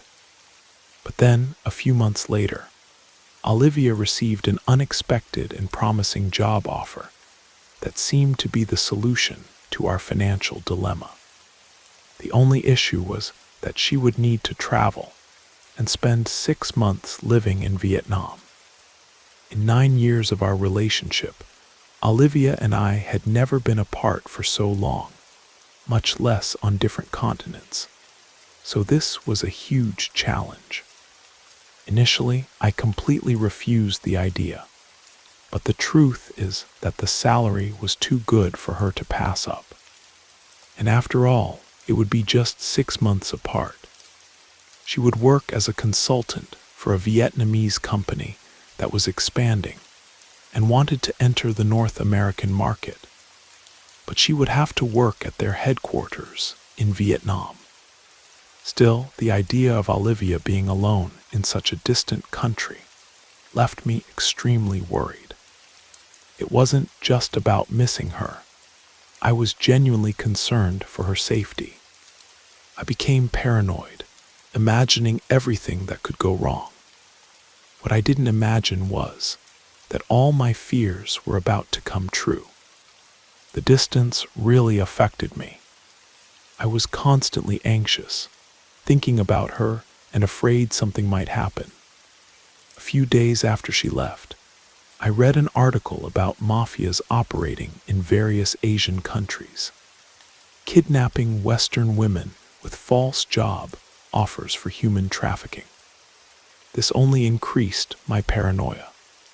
I can't explain it, but deep down, I felt that something bad could happen to her. It was as if my sixth sense was trying to warn me, and the fact that I wasn't there to protect her left me in a state of absolute anxiety. I've always hated the whole long-distance relationship thing, but I wanted to support Olivia in her growth. Besides, it comforted me a little to know she was doing this for our future, for our dream wedding. Shortly after arriving in Vietnam, she told me that a colleague had suggested they share an apartment. At first, I was a bit suspicious, but then I thought that maybe it was better that way. At least she wouldn't be alone at night, and if something happened, there would be someone nearby to let me know. Olivia even introduced me to this colleague via video call, and I asked for her number just to have a direct contact in case I needed to know something about my girlfriend. Her name was Lynn, a very friendly and pleasant Korean girl, and I quickly understood why Olivia liked her so much. This made me a little more at ease, knowing she had company, but the worry still didn't completely go away. When Olivia moved to Vietnam, we had to adapt our schedules to be able to talk. Since she was on the other side of the world, our time zones were quite different, and I ended up getting used to staying up until 4 in the morning to talk to her via video call when she got off work. At that time, it was 4 in the afternoon there. We talked every day after her workday, always at 4 in the afternoon her time. One day, she told me they were organizing a costume party at the company, and that she was super excited to go with Lynn. I thought this was fine. After all, she worked hard and deserved a little fun. That night, as usual, I stayed up until 4 in the morning to talk to Olivia, but she didn't answer my calls. Of course, it was the day of the costume party at work. I decided to wait a bit longer until she returned home. To pass the time, I decided to check Facebook. By coincidence, I saw a new post in a group I follow called I Love Vietnam. I had started following this group some time ago because they always post useful information for Americans who don't know much about the culture and life in Vietnam. They talk about everything from the best housing options to jobs and other essential tips for people moving there. Most of the comments were quite positive, but there was one that particularly caught my attention, one that said, "If you're thinking of going to Vietnam, you need to see this first," with a link beside it. I confess that I looked at the link for a second, thinking about ignoring it, but for some reason, I ended up clicking on it. And that's when everything began. As soon as I clicked, a very poor quality video started playing, showing a blonde woman completely naked with her hands tied to the ceiling by a rope and a white mask on her face that said bitch. My first reaction was to think it was just one of those bizarre adult videos for people who are into that sort of thing. I closed the video immediately, but it opened again, continuing exactly from the same part with the same image. I closed it again, and it opened again several times in a row until finally, I just let it play. Then the video expanded to fill my entire phone screen. At first, I thought my phone had caught some kind of virus or something. I'm not very good with these things, but the video continued playing, and after a few moments, another character appeared on the screen. It was a man wearing a samurai mask, holding an enormous katana. Up to this point, I still thought it was just another one of those bizarre pornographic videos, a sick montage. But what came next has been etched in my mind as the most frightening thing I've ever seen in my life. When the man began to approach, the girl started screaming, begging him not to hurt her, pleading for him to let her go. But then this guy looked directly at the camera, made a salute gesture, and without any hesitation, cut her body in half. I can't even describe what I felt at that moment. It was a complete shock, something I never expected to see. After that, the man approached the camera and began to wave slowly with his hand. A second later, the video closed. I was completely paralyzed by that horrible image, repeating over and over in my head. My heart started beating very fast. I could barely breathe as if I were suffocating, and my hands began to sweat and shake. Without a doubt, it was the most terrifying thing I had ever seen. But the worst of all was that I could only think of Olivia. As soon as I came out of that state of shock, still with trembling hands, I tried to call her, but she didn't answer. I called maybe 10, 20, 30 times. I don't know how many, but there was no response. Then I called Lynn, and the same thing happened. That's when I noticed that a few hours earlier, Olivia had posted a series of photos in her status. Seeing the photos didn't make me calmer. I was still shaken by what I had seen, but at least I knew she was okay. Or at least that's what I thought until I noticed a frightening detail. In all the photos Olivia posted, she appeared next to Lynn, surrounded by several people in costumes. But in the crowd, right near them, was a figure I recognized immediately. It was the man with the samurai mask I had seen in the video, appearing in all the photos and looking directly at them. At that moment, I jumped out of bed in sheer desperation, screaming no. Like a madman and dialing Olivia's number repeatedly, but got no response. I tried Lynn's number too, but nothing. Then I threw the phone on the bed, put my hands on my head, completely terrified, when suddenly the phone started ringing. It was a video call from Olivia. I jumped back and grabbed the phone, answering immediately. But then terror took hold of me. My worst nightmares had become reality. On the screen, I saw Olivia and her colleague standing next to one of the beds in the room, their hands tied behind their backs and wearing the same white mask with the word bitch, just like in the video I had seen. And there beside them was the same man with the samurai mask and the katana. I started screaming, crying uncontrollably. Leave them alone. Get away from them, you bastard. I'm calling the police. Get out now. But he didn't hear anything I said. Suddenly, he approached the camera and made that same salute gesture he had made in the video. Only this time, he showed a white piece of paper with the words, "Let's make a deal." Completely terrified and with tears streaming down my face, I screamed that I would accept any deal if he would let them go.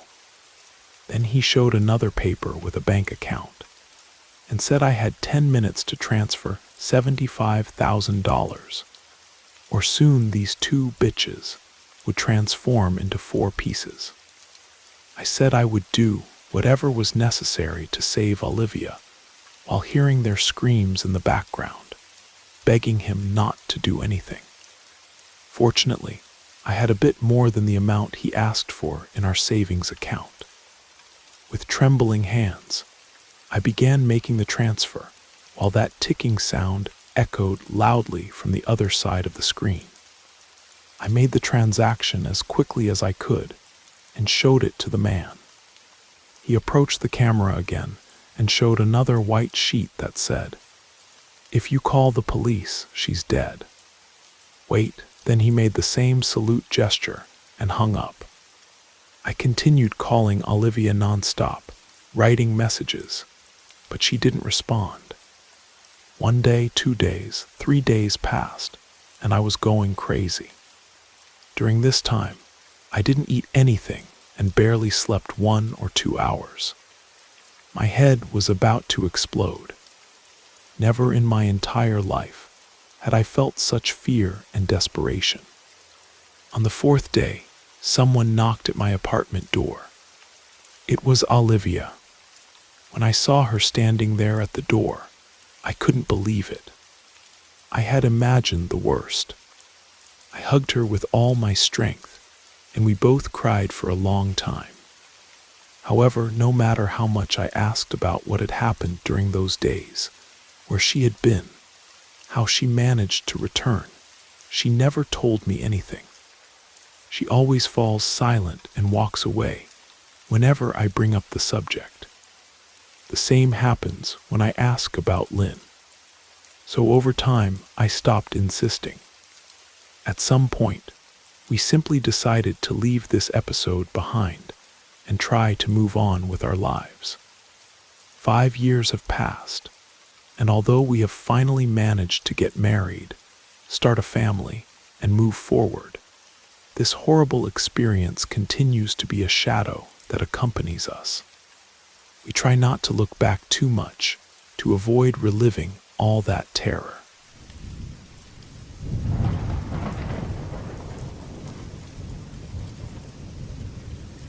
About 11 or 12 years ago, I landed a job as a stockist in a large warehouse on the outskirts of the city. That's where I met Sophia, a 32-year-old woman who worked with me in the textile department. We weren't close friends, but we got along well, and I really enjoyed spending afternoons with her when things were calmer. Sophia had a very friendly manner and a great sense of humor, which always made our conversations pleasant. She was Brazilian and had moved to the United States with her 8-year-old son. All of her family still lived in Brazil. As a single mother, Sophia was extremely dedicated to her work. She was typically the first to arrive and the last to leave. In the 3 years she had worked at the warehouse, she had never missed a single day. That's why I found it very strange when I arrived one morning and didn't see her. I asked a colleague if she had any news of Sophia, and she told me she had seen her the day before. Then I went to ask our supervisor if Sophia had given any explanation for her absence, but the answer was negative. She simply hadn't shown up. Although this intrigued me, I didn't give it much importance at the time. It was just curiosity. After all, Sophia and I weren't that close, and there was a lot about her life that I didn't know. It could have been a problem with her son, or something like that. However, the next day she didn't appear either, and the same happened the following day, and the next. 4 days had passed, and nobody knew where Sophia was. I didn't know where she lived.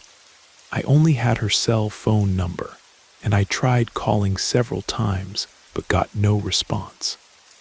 A few days later, I noticed several colleagues gathered around another who was showing something on her phone. Curious, I approached to see what it was about, and it was a video of Sophia. In the video, she seemed extremely nervous and frightened. The recording was made while she was driving. The phone was resting on the dashboard, and she began to speak hastily. I just passed through one of the most deserted parts of the highway and saw a black van parked, half hidden in the wooded area beside the road. I looked out of curiosity and saw 2 men taking out black garbage bags and transferring them to what appeared to be another vehicle behind the van. She continued, visibly frightened. Then one of the bags tore open, and human parts fell out of it. At first, they looked like pieces of meat, but I soon realized they were arms, legs, and even heads. She was completely terrified, in a state of total panic. The colleague who was showing the video said that Sophia had sent it to her privately via Facebook chat, but she had only seen it that morning since she rarely checked her Facebook messages. She also said that the last time Sophia was online was about 3 hours after sending the video. But that wasn't all. This friend, who was very close to Sophia, reported that she had sent her numerous messages, but never received a response. Concerned on the second day that Sophia missed work, she went to her house, but found no one. She asked the neighbor next door if she had seen Sophia, and the neighbor said, yes, about 2 days ago, Sophia and her 8-year-old son left in a black van, one of those used for transport, and haven't returned since. Upon learning this, we were all naturally worried and notified the authorities about Sophia's disappearance and that of her son. since she had no relatives here apart from the neighbor and us. Her colleagues at work, no one else had noticed her absence. 2 days later, a garbage collector found, inside a black bag thrown into one of the containers near the warehouse, the dismembered remains of a young, dark-haired woman. He immediately called the police, who went to the scene to collect the remains. Later, forensic analysis confirmed it was Sophia. When my colleagues and I learned this, we were completely terrified. It was a terrible tragedy, something we never would have imagined happening to someone so close. But we all wondered the same thing. Where was her son? The neighbor had seen them leaving together. My colleague decided to post Sophia's last video on Facebook. We felt that people needed to know what had possibly occurred, and perhaps someone might have some clue about those responsible. The next day, when I arrived at work, this same colleague called me over to show me something on her phone. There were already several people around, and she showed me some comments on the video, drawing my attention to two in particular. One said, "Poor woman. She found the dismemberers of the dark web, saw what she shouldn't have seen. They would definitely go after her." And the other, even more frightening, said, "I hope she doesn't have children or family because they'll probably do the same to them, or maybe they already have." And certainly, all the videos are already on the dark net. This last message had about 300 responses, and I read each one. What I discovered through these responses is something that will haunt me forever. It happens that what my friend had seen that day was probably one of the transport units serving the mafias that operate on the dark web. According to what people were saying, these vehicles travel daily through the country's major cities, collecting bodies of people who were sold at auctions on the dark web. Until then, I had never heard of this. But what I managed to understand from reading all the comments is that there were extremely rich and powerful people who bought other people, mainly women and children, through this obscure network and used them for their own twisted pleasures. They were treated as if they were worthless pieces of meat, and nobody cared because, according to what they said, these victims were kidnapped and sold as merchandise. In the case of children, in some instances, they were even sold by their own parents to these criminal networks. All of this affected me so much that I ended up reading more than 100 comments and responses, organizing them to see the most recent ones. Some people were already reporting that the woman in the video, my colleague, had been found in the conditions I mentioned. However, these comments were quickly deleted, but my friend who posted the video assured me that she wasn't the one removing them. Another strange thing was that this didn't make the news, despite the police having collected and analyzed the remains. Furthermore, the video was shown to them first.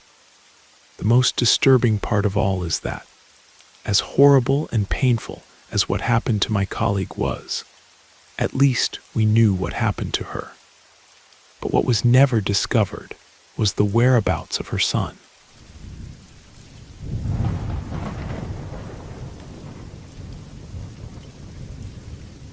This happened to me when I was 17 years old. Back then, all this dark web stuff was just beginning to gain attention. I was in my senior year of high school. The first time I heard someone talk about this obscure network was through a classmate named Alex. He was only 16, but was already regarded as a potential hacker. On various occasions, I'd hear him comment on the subject, but I never paid much attention until some time later when the topic became more discussed.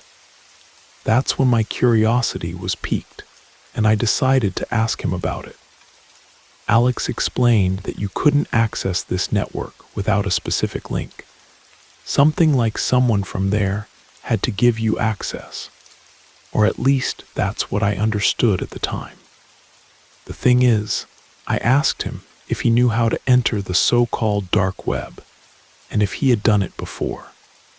He glanced around quickly and said, "Yeah, I can send you the link when I get home." That day, I remember being anxious, waiting for my friend to send me the link. I was very curious to discover what I might find there. The first thing that came to mind was confidential files, extraterrestrial matters, conspiracy theories, and things of that sort. But what I found ended up being something quite different. It was around 9 in the evening when my friend finally sent me the access link. As soon as I opened it, a kind of search engine appeared on the screen. I didn't even really know how to navigate it, but I noticed there were several categories on the right side of the page. I don't know if this is common, or if it was something specific to the site he directed me to. One of the links immediately caught my attention because it was related to exotic foods. I clicked on it, and the page opened with a video of a chef about to prepare a dish with various ingredients on the table, many of which we normally use in cooking. Another thing that really caught my attention was the number of people watching the video. I found it a bit strange because, I don't know, I thought I was the only weirdo entering the dark web to watch someone cooking. But from what I could see, there were almost 2,000 people connected. For a moment, I thought about leaving, but the chef was very charismatic and seemed excited about the dish he was going to make. Besides, I was too curious to know what the main ingredient would be, since on the table there were only accompaniments. The man spent some time cutting onions, celery, and other vegetables. But you could tell from the comments that people were anxious for him to reveal the main ingredient. There was a kind of collective anticipation about what he was going to cook. That's when something occurred to me and I thought, oh, I get it. It must be some exotic animal like a possum or a snake. That's what I expected to see, actually.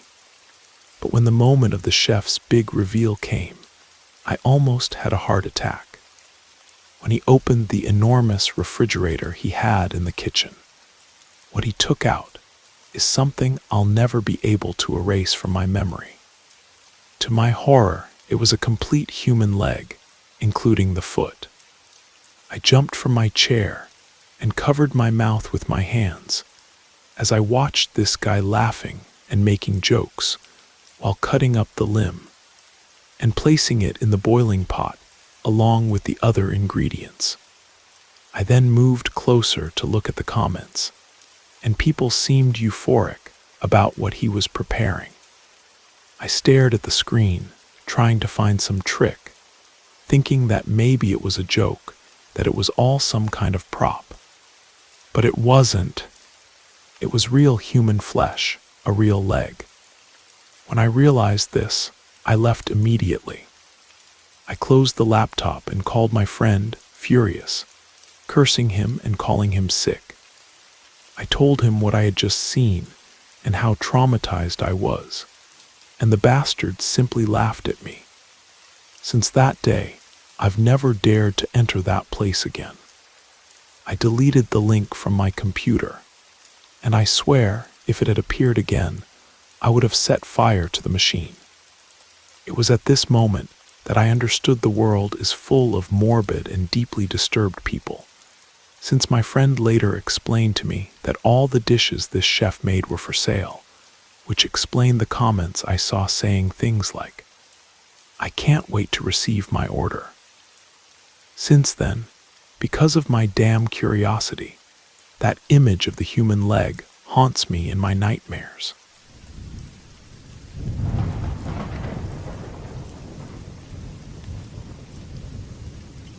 When this happened, I was a 23-year-old, somewhat naive, and completely addicted to online games. At that time, my laptop had broken down, so I ended up borrowing my older brother's without asking, of course.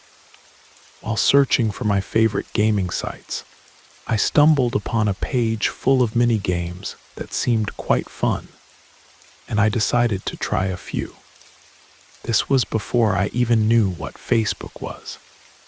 Many of these sites were full of bugs, and honestly, the security options weren't the best. So messing with anything, there was practically inviting viruses and malware onto the computer. But like I said, I was somewhat naive. One day, bored, I decided to take my brother's laptop again and go hunting for more game sites. I typed in the search bar, "cool games, no boring or shooting games." I started looking at the options, but almost all of them were sites I had already visited. Until suddenly, a pop-up window appeared in the upper right corner of the screen with the words "Death Games." It was a weird ad that appeared out of nowhere. Back then, it wasn't uncommon to see these ads popping up from nowhere while you were browsing. But this one caught my attention for some reason, and since I've always had a somewhat morbid curiosity, I clicked on it. For a moment, the screen went completely white. I couldn't see anything. Then suddenly, the screen lit up with a message. "Hello. Want to see someone die? Click the send button to continue." The letters were written in red and looked like they were dripping down the screen. I almost cried from laughing so hard. The site was so tacky. But since I was already there, I continued. I stared at the screen for a little while, and then the send button started flashing. The words changed and now said, "Oh, what's wrong? Are you scared? Don't be a coward. It's just a little game. Come on, click the button." I sighed deeply and clicked, expecting to find yet another bad game. And at first glance, it seemed I had hit the nail on the head.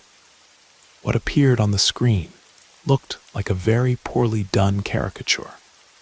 There were 3 characters drawn in a crude way. They resembled Peppa Pig characters, but in a human version and somewhat frightening. 2 were men, the other was a woman. The guys were dressed like those bank robbers you see in cartoons, with bandit masks and black and white striped shirts. The woman was sitting in a chair, animated to appear exaggeratedly terrified, trembling, whimpering, and seeming in complete terror.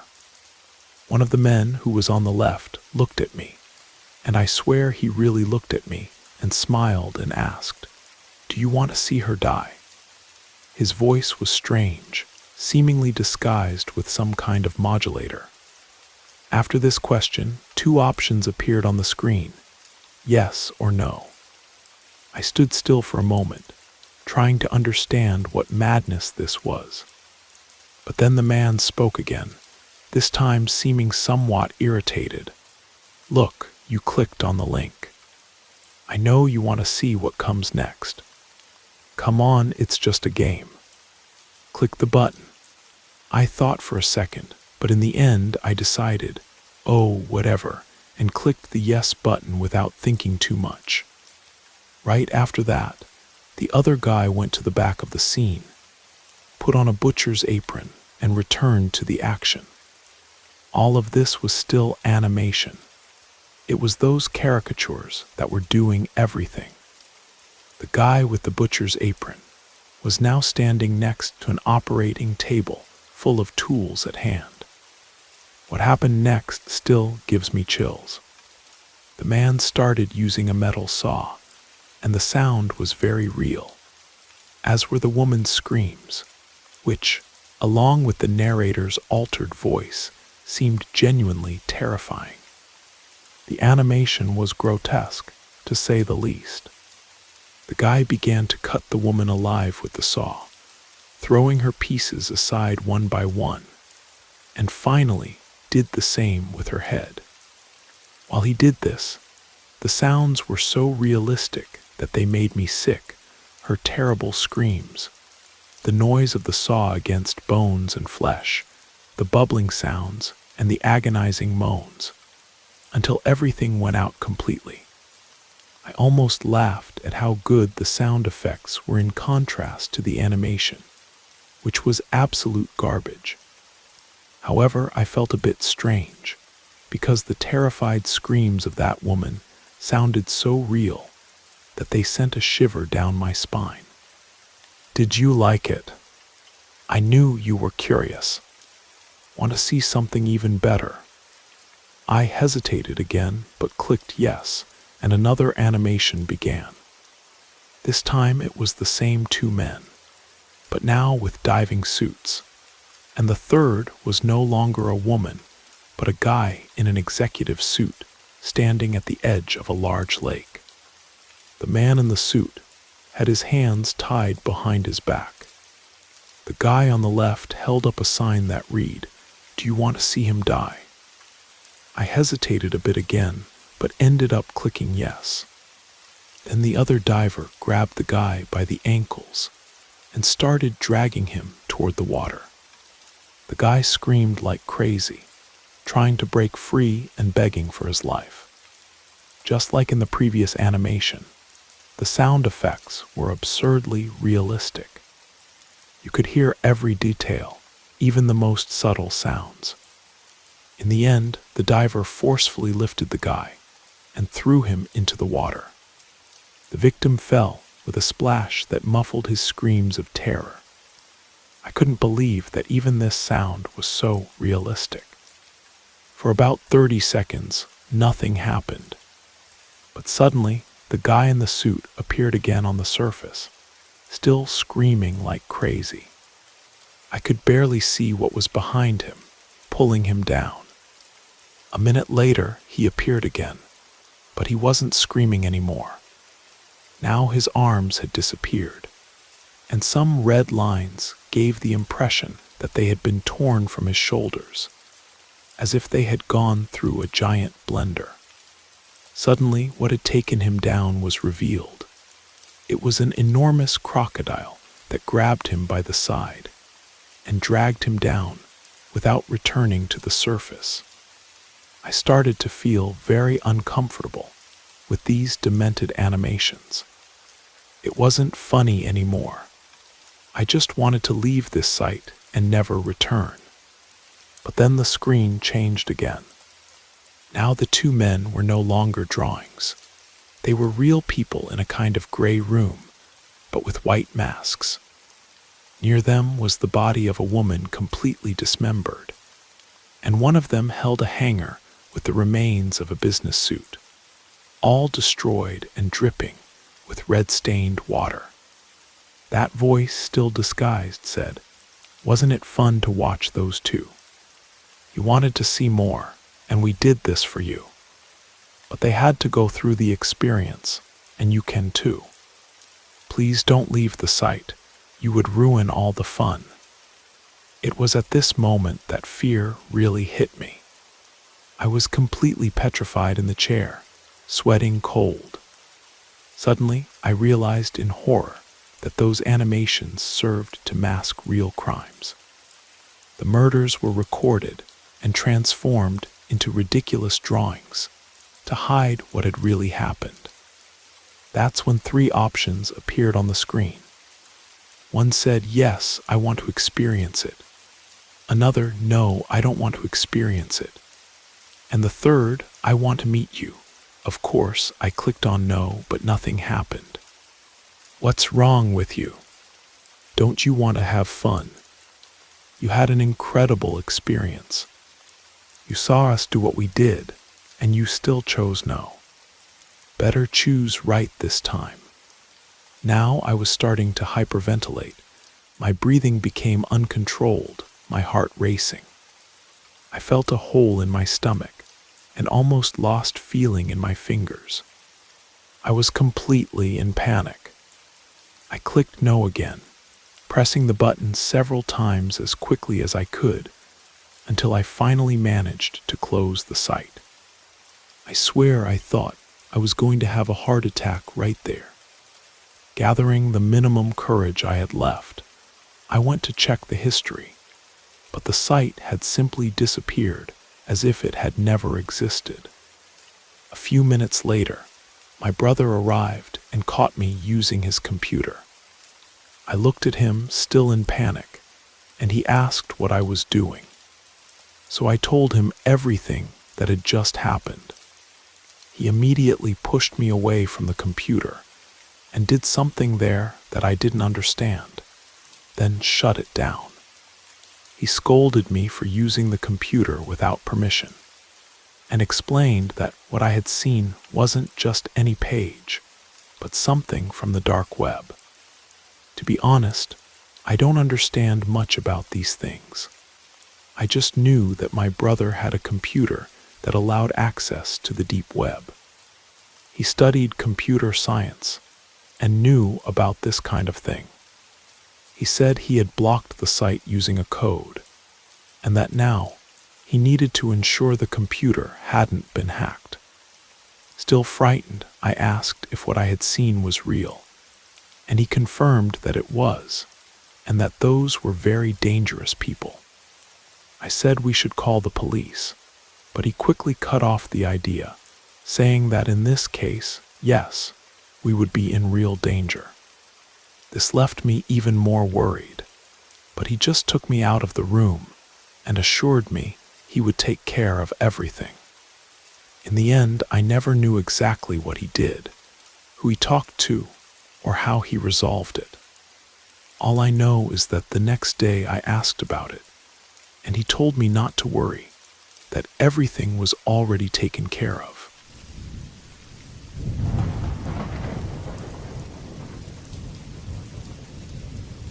At the end of 2008, the year when the iPhone 3G was released, and Barack Obama was elected president, I, at 15 years old, lived one of the strangest experiences of my life.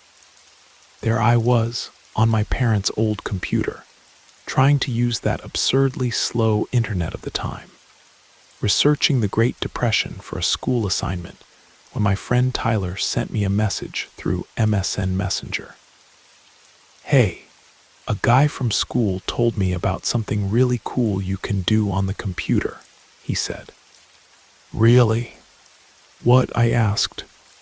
"First, open the Start menu, then click on Run, and then type this link and let me know when you're done." He passed me the address, and I followed the instructions. Suddenly, a window full of commands appeared. There were 2 text fields and a common command line. I told Tyler when I finished, and he guided me. In one field, put your name, in the other, a password, and in the last line, type gat.artil. I did exactly as he said, and soon a screen appeared asking me to choose a nickname.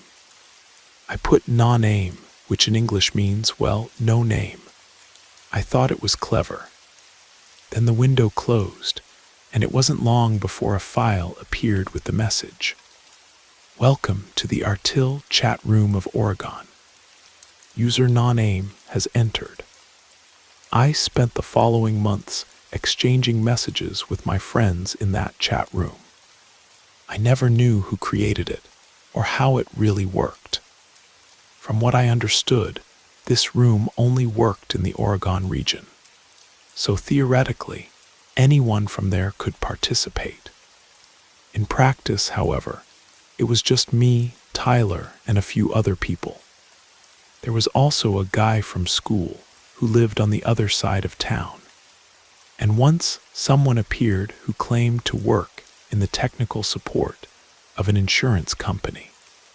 But he left quickly when they just asked, "What school do you go to?" I never understood why we used this room instead of a common one. Maybe it was the charm of seeming like something kind of secret, clandestine. Then on an autumn morning, I was caught by surprise. Someone made me an administrator of the room. I had no idea who had done this, but I felt important and bragged to my friends for days. I could even change what others wrote, making it look like they were talking nonsense. Although in reality, I hardly used these powers because I didn't know well how to. Until one day, I entered and saw that the messages for administrators weren't empty as usual.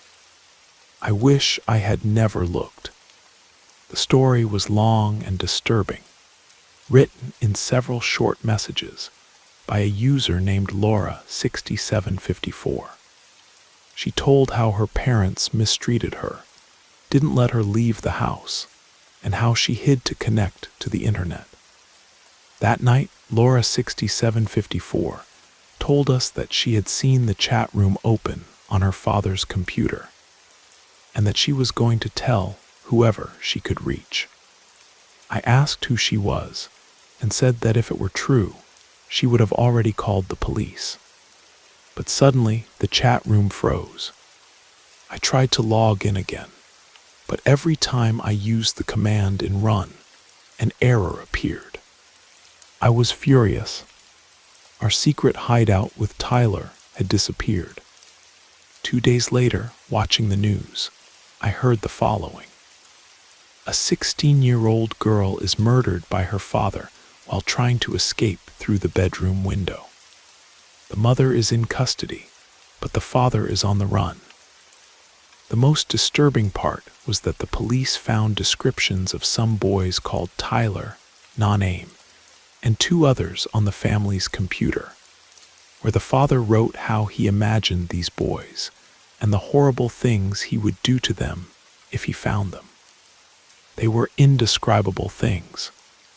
This man was never captured. As far as I know, he's still out there, hidden among us.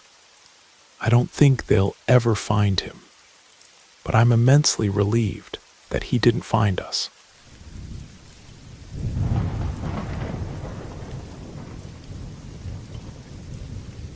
I never thought I'd be telling this story, but the truth of what happened to Maya Brooks has haunted me for over a decade now. Maya came into this world on April 12, 1997, raised by her single mother Alina in Portland, Oregon. After completing her studies at Cascade Heights High School, she described her occupation on Facebook simply as spreading love and light, though she confided in close friends that her true dream was to become a singer-songwriter. As part of her Pacific Island heritage, Maya was enchanted by the ukulele, her instrument of choice. She often posted videos of intimate performances directly from her bedroom on YouTube. Her half-sister, Jasmine Reyes, later described her as incredibly chill with such a light spirit. Jasmine told me that in August of 2015, Maya, then 18, called asking for a favor. She called me before heading out, saying she was going camping with friends, and asked if she could borrow some of my camping gear, Jasmine recalled. She was excited and told me she loved me, which was completely normal for her. She was always affectionate like that. The following day, Maya stopped by Jasmine's apartment to collect the camping equipment. When Jasmine asked where they were heading, she said it was Olympic National Forest. The answer caught Jasmine off guard. Although Maya had a deep appreciation for nature, she wasn't exactly an experienced camper. She had expressed desires to spend more time outdoors, but had never really adapted to the demands of wilderness living. I asked her why now. Jasmine remembered. Maya responded that she was seeking a spiritual journey, which left Jasmine concerned. As they said goodbye, Jasmine wished Maya luck, waving as she drove away, never imagining it would be the last time they would see each other. Located about 2 hours southwest of Seattle, Olympic National Forest extends over 250,000 acres along the Olympic Peninsula. This vast wilderness houses untouched forests, alpine meadows, and several imposing peaks. In a remote corner sits Eagle Creek Campground, a secluded spot near an unnamed body of water.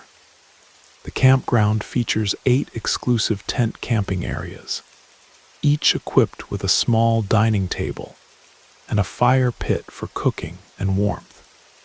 On August 15th, 2015, Maya and her friends hit the road toward the intersection near Highway 7. From there, they headed west on Forest Road 22, then turned onto several smaller secondary roads until they finally reached Eagle Creek. Upon arrival, they found the campground and trail completely abandoned, with no signs of maintenance. Nevertheless, since her companions were experienced campers, they quickly began setting up the area to make it more comfortable. The group started by clearing pine needles that covered the camp stove and table. After pitching their tents for the night, everyone gathered around the campfire for a simple dinner. But shortly after the meal, something strange began to unfold. Maya's behavior turned unexpectedly bizarre. Everyone knew of her intention to embark on some kind of spiritual journey, but no one knew exactly what that meant. Then Maya walked to her tent and, to everyone's surprise, began removing all her clothes. When she was ready to begin her spiritual journey, Maya stood barefoot with nothing but a small waist pack containing a knife, some matches, and a compass. Her friends advised her against venturing into the forest in that state of nudity, but the 18-year-old was adamant. She reassured them, promising not to wander too far and that she would return before midnight at the latest. Maya also insisted that being naked was an essential part of completing her spiritual journey. And so, with heavy hearts, her friends watched her disappear among the trees, never to return. When midnight came and went with no sign of Maya, panic set in. Scattered throughout the darkness of the forest with flashlights in hand, they called out her name, but no sound returned. Unable to rest while Maya remained missing, they decided to contact the local sheriff's department to report her disappearance. About an hour later, the first officers arrived at the campground to begin their investigation. Deputy Sheriff Mendez questioned Maya's friends about whether they had used drugs or alcohol on the night she disappeared. Each firmly denied any involvement with such substances, and according to Mendez, the denials seemed quite convincing. They could have cleaned up the campground before the officers arrived, but when the deputies showed up, the teenagers were clearly alert and focused, with no signs of drug or alcohol consumption at the site. Within hours, Deputy Sheriff Mendez was helping coordinate one of the largest search and rescue efforts ever conducted in Jefferson County. But from the start, the prospects weren't good. The area where Maya had ventured, practically naked and with night already falling, was one of the steepest and most dangerous in the entire region. Marina Baker, a representative from the Pacific Northwest Search Dog Association, actively participated in the search and rescue efforts. The area where Maya entered is extremely steep. They don't call it Eagle Creek for nothing, explained Marina. How she managed to get down there is a mystery, but climbing back up, especially barefoot, would have been very complicated. It's an isolated region, full of trees and bushes, so her feet would certainly have been injured on the climb. But she did climb up, of that we have no doubt. In total, 75 professionals and volunteers scoured the forests around Eagle Creek for 5 full days. The searches were conducted in shifts, using various rescue techniques across an area of 4 square miles. However, the most effective resource was the tracking dogs trained to locate missing persons. After picking up Maya's scent, the dogs crossed Eagle Creek and headed north, entering the forest toward Forest Road number 22. Specialized trackers followed close behind and quickly found a series of human footprints in the soft earth. Investigators were certain the footprints belonged to Maya, but as they followed the trail north toward the service road, the tracks suddenly disappeared without explanation. The investigators then turned to the dogs, hoping they could pick up the trail again. But the animals simply walked back and forth among the trees for a while before turning back, following the scent in the opposite direction. For everyone present, that moment was overwhelming. It seemed they were standing exactly at the point where Maya Brooks had, in some way, ceased to exist. It was a truly disconcerting turn of events. But the search teams continued to follow standard protocols, spending the next 4 days using Maya's last known location as the central point of the operation. The rescuers scoured the area around road number 22, meticulously looking for new tracks or scent signs. However, as the days passed, the weather only worsened. A dense layer of clouds prevented helicopters from flying over the area, and heavy rain made it difficult for ground teams struggling to conduct the search effectively. A person could literally walk right on top of someone and never notice, commented one volunteer later. And if they were hidden behind a log or something like that, forget it. We'd have to dig up the entire forest to find them. On August 20th, almost a week after Maya's disappearance, her loved ones began to face the possibility that the search teams might no longer be looking for someone alive. Although the weather on the day she disappeared was relatively mild, nighttime temperatures could have dropped to near 40 degrees Fahrenheit. Combined with the light rain, Maya could have developed hypothermia quickly and unexpectedly. This hypothesis gained even more strength after the official end of rescue efforts, which occurred at 6 in the evening on August 20th, 2015. The Jefferson County Sheriff made a personal promise to Maya's mother. He guaranteed that, however tragic her daughter's fate might be, her remains would be brought home. Although the search around Forest Service Road 22 continued in a slower, more improvised manner by professionals and volunteers, something even more frightening began to emerge as the prevailing theory as months passed.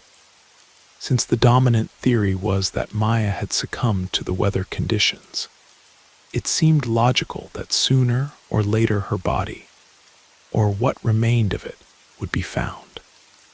However, time and again, professional and volunteer search teams ventured into the forest and returned without any clues. Some speculated that Maya's remains might have been attacked by hungry animals and scattered across a much larger area. But if that were the case, surely one of the many teams would have found some sign. To this day, no bone has been found or analyzed as possibly belonging to her, which leads us to believe that her fate may have been quite different from what search experts suggested. It has now been 8 years since Maya's mysterious disappearance, and as frustrating as it is, these 8 years haven't brought us any closer to understanding what really happened. Perhaps, however, the best clue about her fate lies in a status she posted on Facebook on August 12, 2015. just 3 days before she disappeared into the forest without clothes. "Happiness," she wrote, "is something that cannot be found until we transition to what comes next."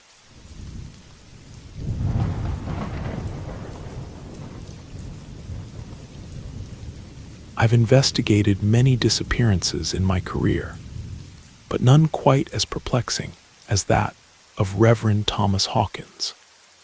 Reverend Hawkins was born in Cedar Rapids, Iowa, on September 18, 1962. After completing high school, Thomas enrolled at Luther College in Decorah, but left the program a few months before completing his final exams, opting instead to study at the Presbyterian Theological Seminary in Chicago. Later, he earned his master's in theology from Northwestern University and continued his studies at Meadowbrook College, also in Chicago. Between 1991 and 2011, Thomas worked as an associate editor for a monthly Christian publication called Faith and Light. It was during this phase that he met Rebecca, the woman who would become his wife. They married on May 15, 1998, settled in Elgin, Illinois, and soon welcomed their daughter Sarah. Throughout his life, Thomas continued his career as an editor for various Christian publications, for which he also frequently wrote. Additionally, he was involved with the Elgin Chamber of Commerce, served on the board of trustees of Chicago Bible College, and actively participated in the Meadowbrook College Alumni Association. Among the many passions he nurtured, one of the most curious was his fascination with what he called his beloved stones. This affection referred to Thomas's deep interest in rare minerals and precious stones. He was an active enthusiast and regular contributor to the American Federation of Mineralogical Societies, as well as holding a prominent position in the Fox Valley Gem and Mineral Club. Throughout his life, he dedicated himself enthusiastically to one of his favorite activities, mineral hunting. Even in his advanced age, Thomas still relied on the help of a more agile friend to continue his adventures in search of rare quartz or hematite. This is exactly what he was doing on October 3, 2017, when he and a man named Lucas Mackenzie headed to the Starved Rock State Park area near Utica, Illinois. Starved Rock, which received its name from a Native American legend, is situated in the Starved Rock State Park in Illinois. This vast park, which extends west of Utica, covers more than 2,000 acres and crosses several neighboring counties. Cutting through the park is a 12-mile dirt road known as the Bluff Road, famous for offering spectacular views of the Illinois River Valley. Very popular with campers and mountain bikers, the park also houses several sandstone canyons and magnificent waterfalls after heavy rainfall. On that day, Thomas wore a navy baseball cap, a green flannel shirt, and low-cut brown work boots. After parking in a suitable spot, Lucas helped the 75-year-old Thomas reach the digging point, a small sandy hollow not far from Bluff Road. The two spent some time digging at the site, until Thomas suggested that his much more agile companion start another excavation about 50 yards away. Several hours passed, with each working in their respective digging areas. Then, in the late afternoon, Lucas went to Thomas's trench to tell him it was time to leave. Thomas agreed, but when Lucas returned after gathering his tools, Thomas had disappeared. Since the Reverend's tools were nowhere to be found, Lucas thought Thomas had simply put them away and climbed the hill to meet him at the car. There were no signs of struggle at the dig site, which caused Lucas not to worry at that moment. However, upon climbing the hill and spotting the car, he realized that Reverend Hawkins was not around. Lucas tried calling for him, honking a few times in the hope that the sound would bring the Reverend back to the vehicle. But he remained out of sight and did not respond to the calls. Lucas then began circling the parking lot, imagining that Thomas might have stepped away briefly to attend to nature. But panic began to grow when the Reverend didn't appear. It wasn't exactly Thomas's absence that alarmed him.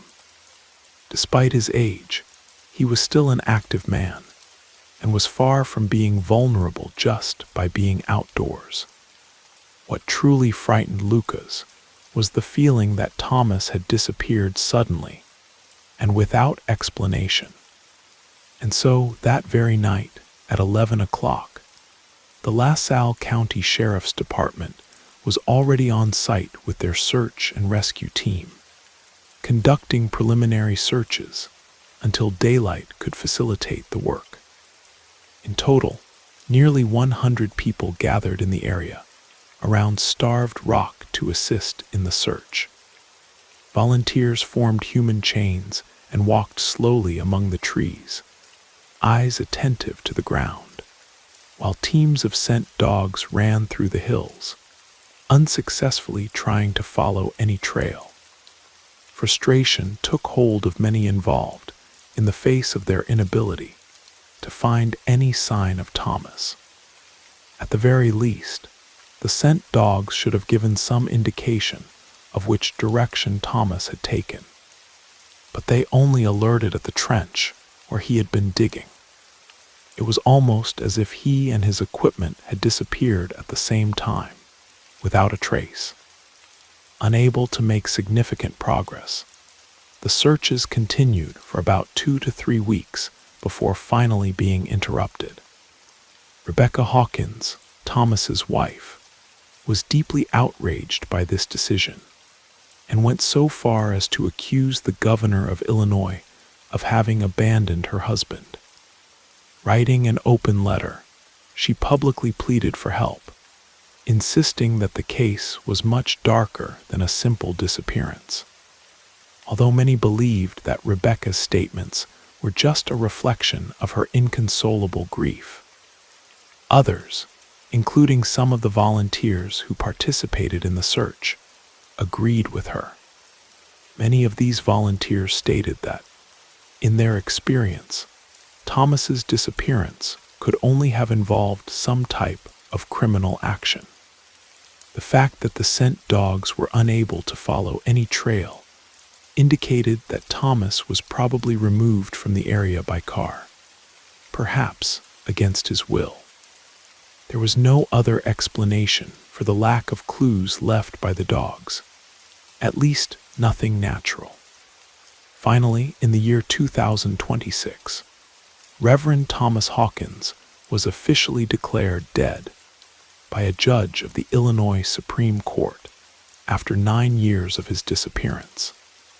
Family members asked that Thomas's death be declared illegal, which would force the reopening of the investigation into his disappearance. However, as there were no signs of struggle at the dig site in Starved Rock, nor blood or screams that would suggest some type of attack or kidnapping, the judge rejected the request and maintained the verdict of accidental death. Since then, several theories have emerged, each trying to explain Thomas Hawkins's sudden and frightening disappearance.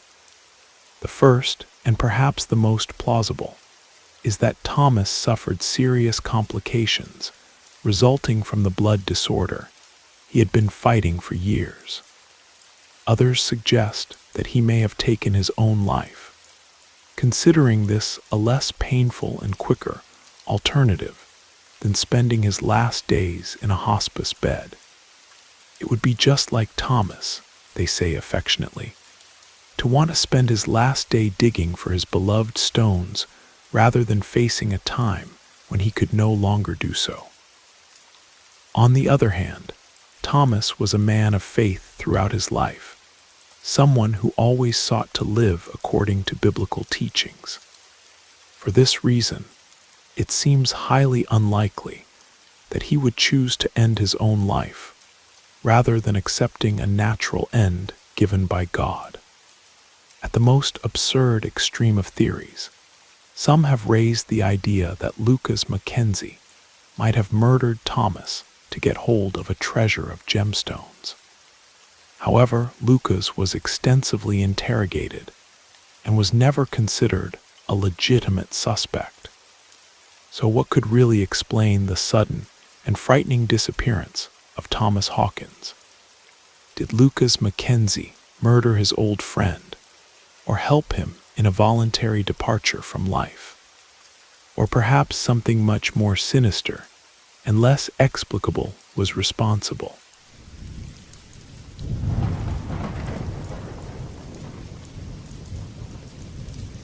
Over the years, I've documented countless mysteries from our national parks, but the case of Lily Adams still sends chills down my spine whenever I recall the details.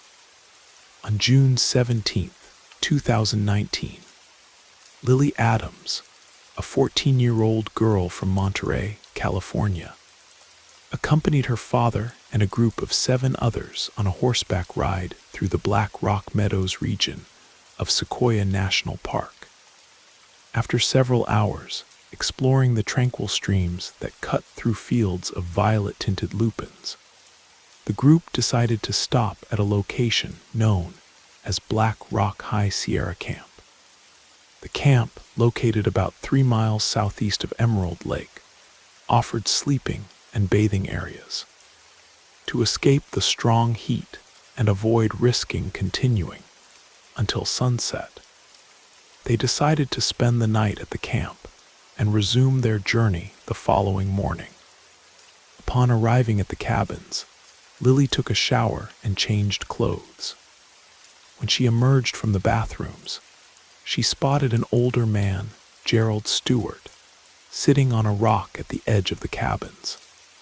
He was observing an enchanting alpine meadow framed by the snow-capped peaks of Milestone Mountain and Silver Peak. The young girl, impressed by the landscape, grabbed her camera and told her father she wanted to take some pictures of the view. She invited him to join her, but he preferred to stay. At that moment, Lily was wearing a beige windbreaker, a white cotton shirt, riding pants, and flip-flops. As she walked away, her father reminded her to change into hiking boots before they left. Lily nodded in agreement and continued toward the older man, who was still sitting on the rock. After taking a few photos of the meadow, Gerald commented on another impressive view he knew near a lake not far away. Lily didn't know the area, but he offered to show her the way. Getting up, they began to descend the trail toward the lake. The path was still visible from the cabins, and anyone observing from a distance could see the two walking. However, at a certain point, Gerald paused, sitting again on a rock as he had done shortly before. Lily, feeling full of energy, decided to continue ahead. And as she continued along the trail, she disappeared from sight after passing through a dense group of trees. Minutes later, the older man followed the same path, but upon reaching the lake, Lily was no longer there. He searched for a few moments, looking around, visibly confused, called out to the young girl with the camera, but received no response. He imagined that perhaps Lily had returned by another path and decided to return to the cabins, believing he would find her there. However, Lily wasn't there. She had simply disappeared. The man, believed to be Gerald Stewart, quickly notified Lily's father, expressing concern about what had happened. At first, George Adams wasn't alarmed. believing his daughter would soon return full of fun photos, and perhaps with a slightly embarrassed expression. But Gerald insisted, highlighting that Lily was there 1 minute and gone the next. He didn't think Lily had run away. Despite his advanced age, Gerald was still able to keep pace. To him, it seemed that the girl had simply gone out of sight and completely disappeared. When George realized the seriousness of the situation, he immediately contacted the Park Service, asking for help to find his daughter safely. Lily, at 14, wasn't inexperienced in the outdoors. She had plenty of experience in nature, but at the same time, she was a teenager vulnerable to the various dangers of wilderness areas. The sudden disappearance suggested something more serious, and with that in mind, the Park Service quickly mobilized a large-scale search and rescue operation involving nearly 150 people, including staff and volunteers. The teams concentrated the search in an area of 2 to 3 square miles, with the primary focus on Black Rock Lakes. However, the only sign of Lily found was the lens cap of her camera, recovered just beyond the dense group of trees she had crossed before disappearing. There were no footprints, signs of struggle, or any other indication. And according to the park superintendent, Robert Bevins, it seemed that the girl had simply vanished into thin air. The implications of Lily's disappearance became even more somber when a spokesperson for Sequoia National Park spoke with a reporter from the Fresno Bee. What concerns us is that Lily didn't change into her hiking boots before heading toward the lake. She was still wearing her flip-flops, said Linda Abbott. If she had intended to walk a long distance, she would have changed her footwear, and for us, that's one of the best signs that something might be wrong. Linda said this in response to the reporter's suggestion that Lily might have run away, perhaps due to some personal or school problem. But George Adams always denied this possibility.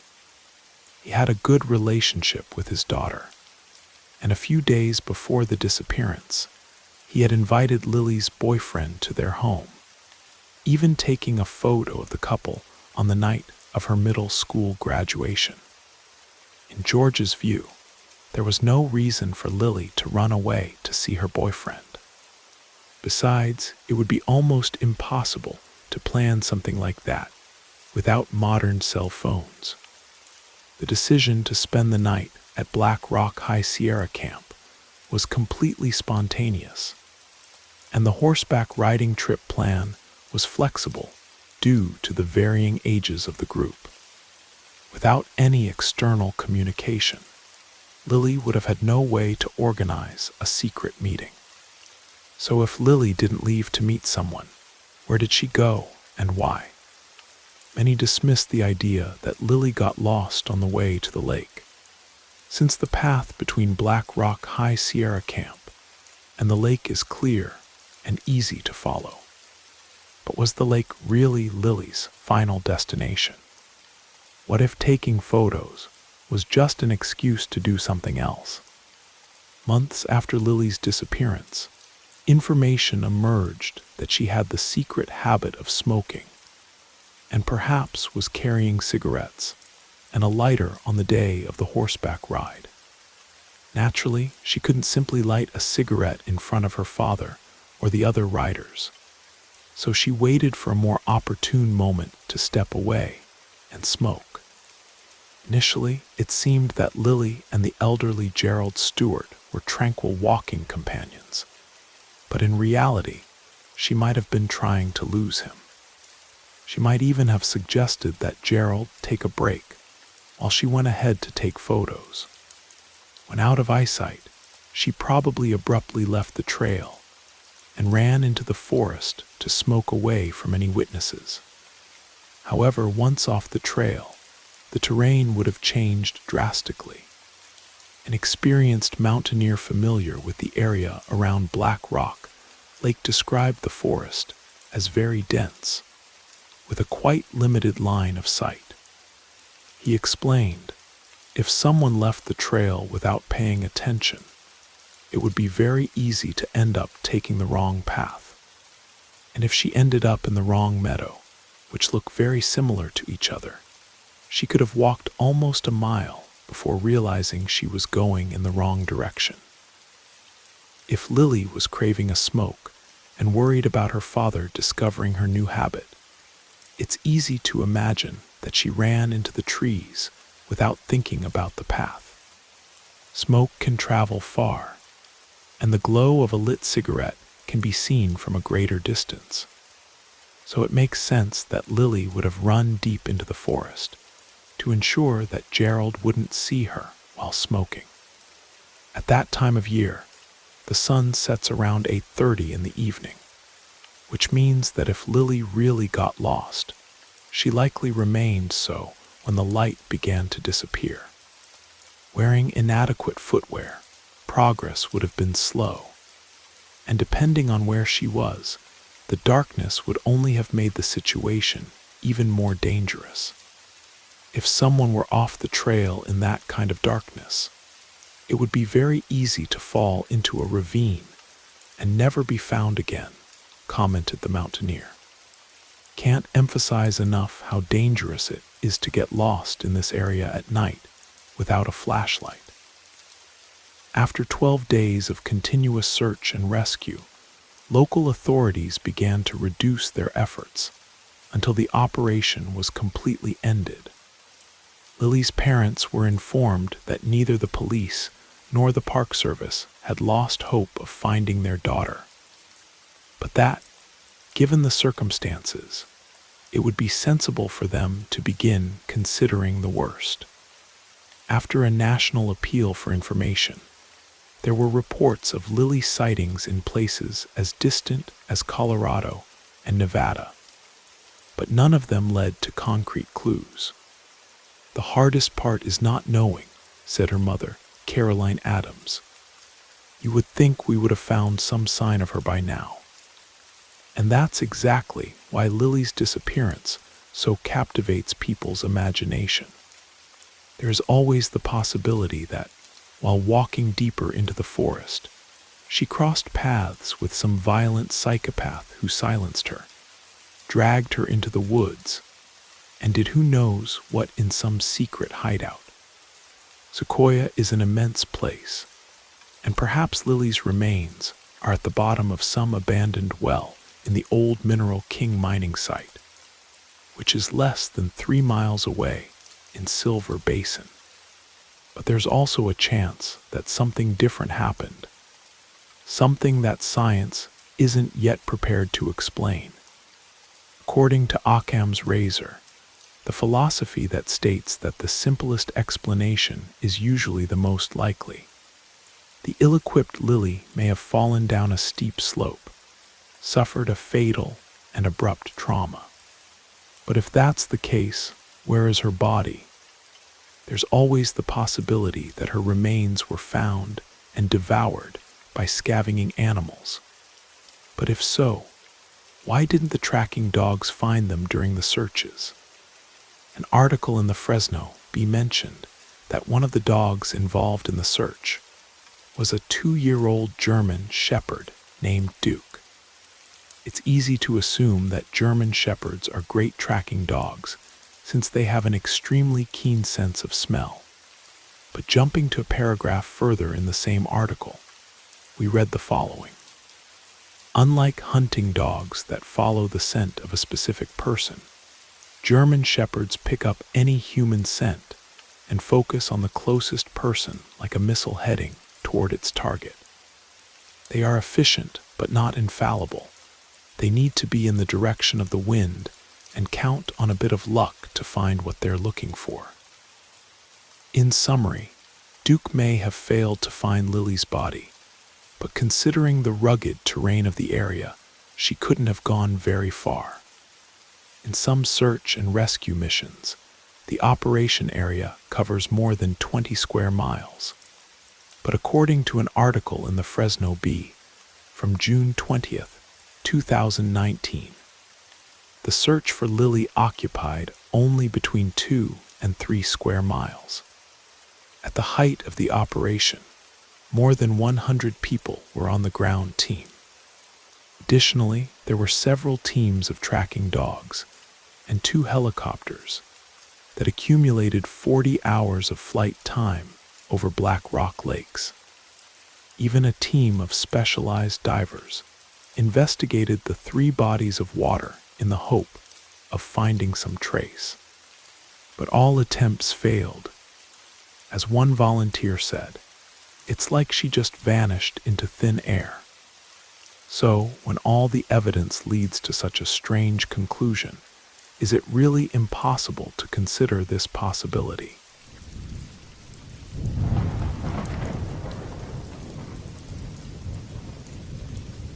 I've covered many missing persons cases in my career as an investigative journalist, but the disappearance of Ethan Blackwood remains one of the most disturbing I've ever encountered. In the summer of 2021, Jason Blackwood and his girlfriend Emma Wilson were living in Boise, Idaho, with their son Ethan, who was only 2 years old. In early June, Jason and his grandfather Richard Sutton decided to take a last-minute camping trip to the Pine Creek campground located in the Sawtooth National Forest. Together, Jason, Emma, and little Ethan prepared everything, loaded their gear into Richard's pickup truck, and were joined by Marcus, a fishing buddy of Jason's, for the roughly 2-hour journey to the forest. After a quick stop at a convenience store along the way, Ethan and his family arrived at the campground with plenty of time in the early evening of June 5th, 2021. They set up their tents, lit a campfire, had dinner, and went to bed early. The next morning, the group was relaxing around the campground when Emma asked Richard to watch Ethan for a while. She explained that she needed to speak privately with Jason. The grandfather agreed, and the couple walked away to talk. About 30 minutes later, they returned but were shocked to discover that little Ethan had disappeared. Emma and Jason contacted emergency services, describing that the boy was wearing a camouflage jacket, blue pajama pants, and miniature cowboy boots. Emma also mentioned that Ethan's blanket, bottle, and stuffed monkey, items he always carried with him, had been left at the campsite. Quickly, local police joined the family at Pine Creek, and the search group only grew as the day progressed. They searched the entire area around the campground, trying to cover as much ground as possible, while also trying to calm the desperate parents. However, all efforts were in vain. Even with dozens of relatives, police officers, and forest rangers scouring Pine Creek until dawn the next day, no sign of Ethan was found. For many, it was as if the boy had simply disappeared, without leaving any traces. The intensive search and rescue effort continued for about 2 weeks before being terminated. Emma Wilson was frustrated and, in front of a police officer, accused Jason's grandfather of Ethan's disappearance. He was the one who was supposed to be watching the child at that moment. Instead of using helicopters flying over the forest, they should ask him where the boy is, since a 2-year-old wouldn't be capable of walking more than a quarter mile into the woods, she said. When questioned by the police about this accusation, Richard said he didn't know what Emma was talking about. He claimed she hadn't asked him to watch Ethan before leaving the campsite, and had simply walked away with Jason to avoid a public argument, leaving the child practically alone. Marcus, for his part, stated that he was fishing in Pine Creek when the boy disappeared, but mentioned having seen Ethan walking near a small stream about half an hour before the disappearance. As the investigation progressed, almost everyone in the group ended up changing their versions of events. Richard Sutton, Ethan's great-grandfather, who initially said he hadn't seen the boy before the disappearance, later claimed to have also seen him wandering near the stream. There were then speculations that the boy might have fallen and been carried away by the current or drowned silently, unable to keep his head above water. However, both Richard and Marcus denied this possibility, claiming that the stream wasn't deep enough to pose a risk to the child, and that they would never have allowed him to walk alone near the water if it were dangerous. Emma Wilson also ended up adjusting her version after being confronted by Richard about the matter of having asked him to watch Ethan. She backed off a bit, saying that the request wasn't direct, but rather implicit. Emma also denied that she and Jason were arguing that day, stating that the private conversation was brief and calm.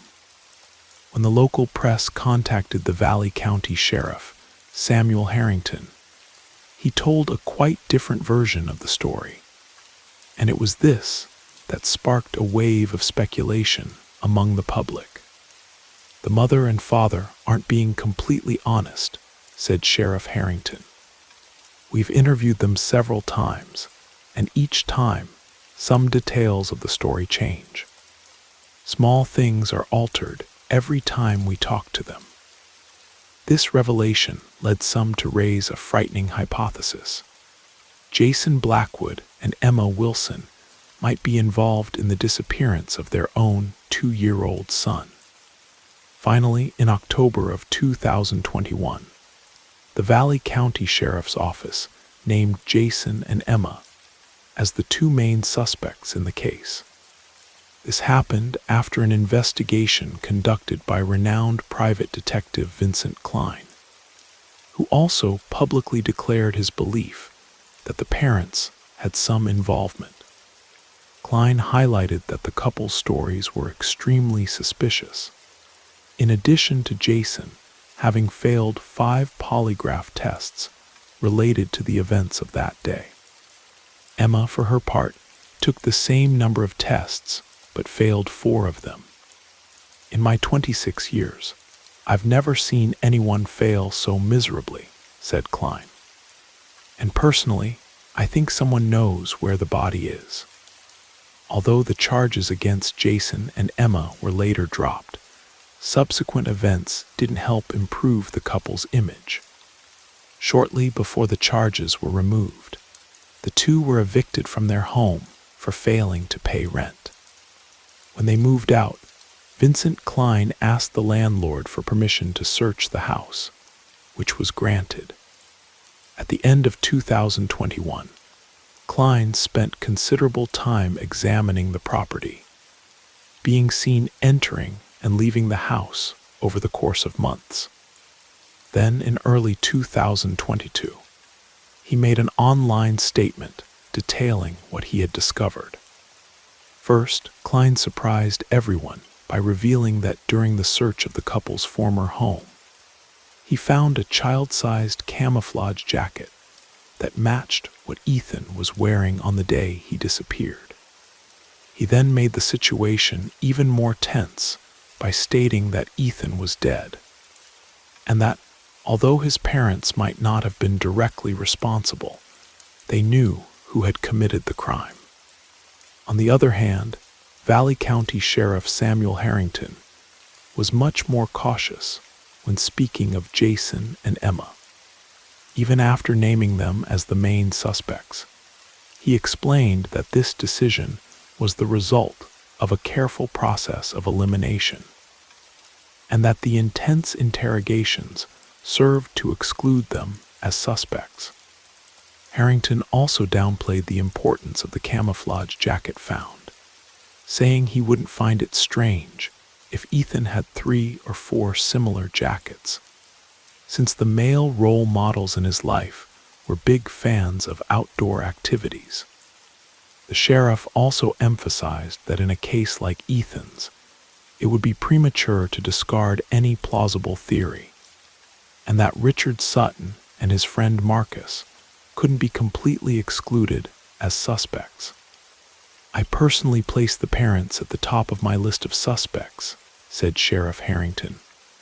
"But even so, I'm not absolutely certain."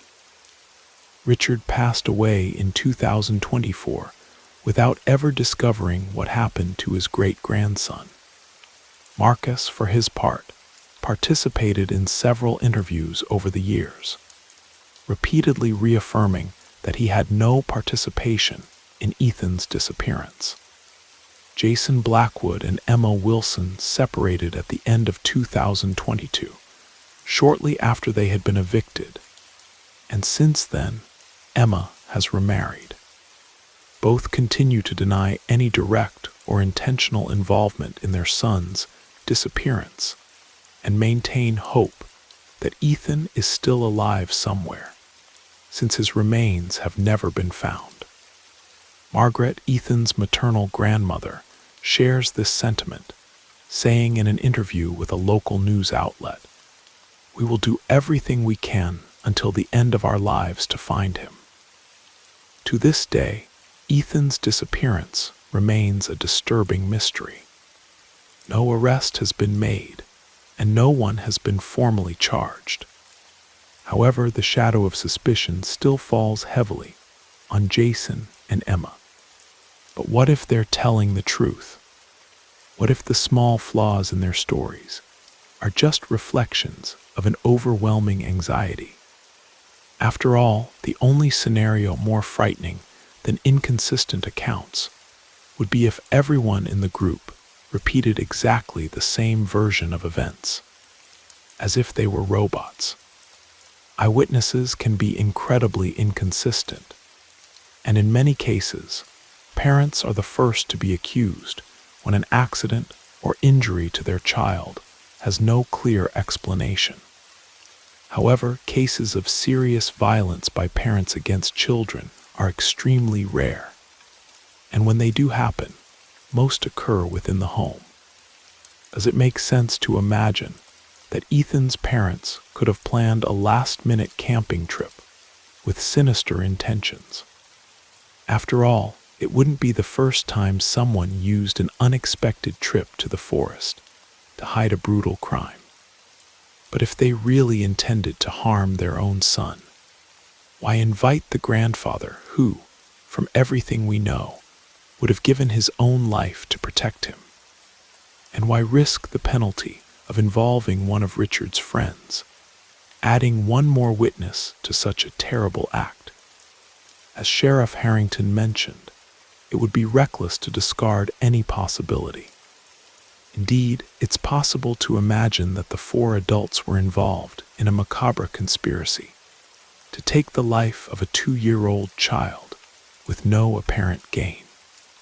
But to some, it's equally plausible that something just as frightening, but even more inexplicable, is the real culprit. The world is full of mysteries we still don't understand. Even areas of deep study like the origins of life, the nature of human consciousness, or the passage of time remain shrouded in shadows. Who knows, one day science may be able to completely explain the placebo effect or the function of our dreams. And perhaps the day will also come when we can understand why some people simply disappear without leaving traces.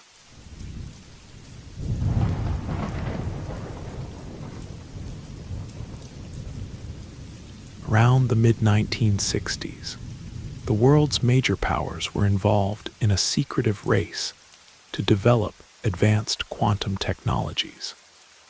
In the United States, this project became known as the Quantum Frontiers Initiative.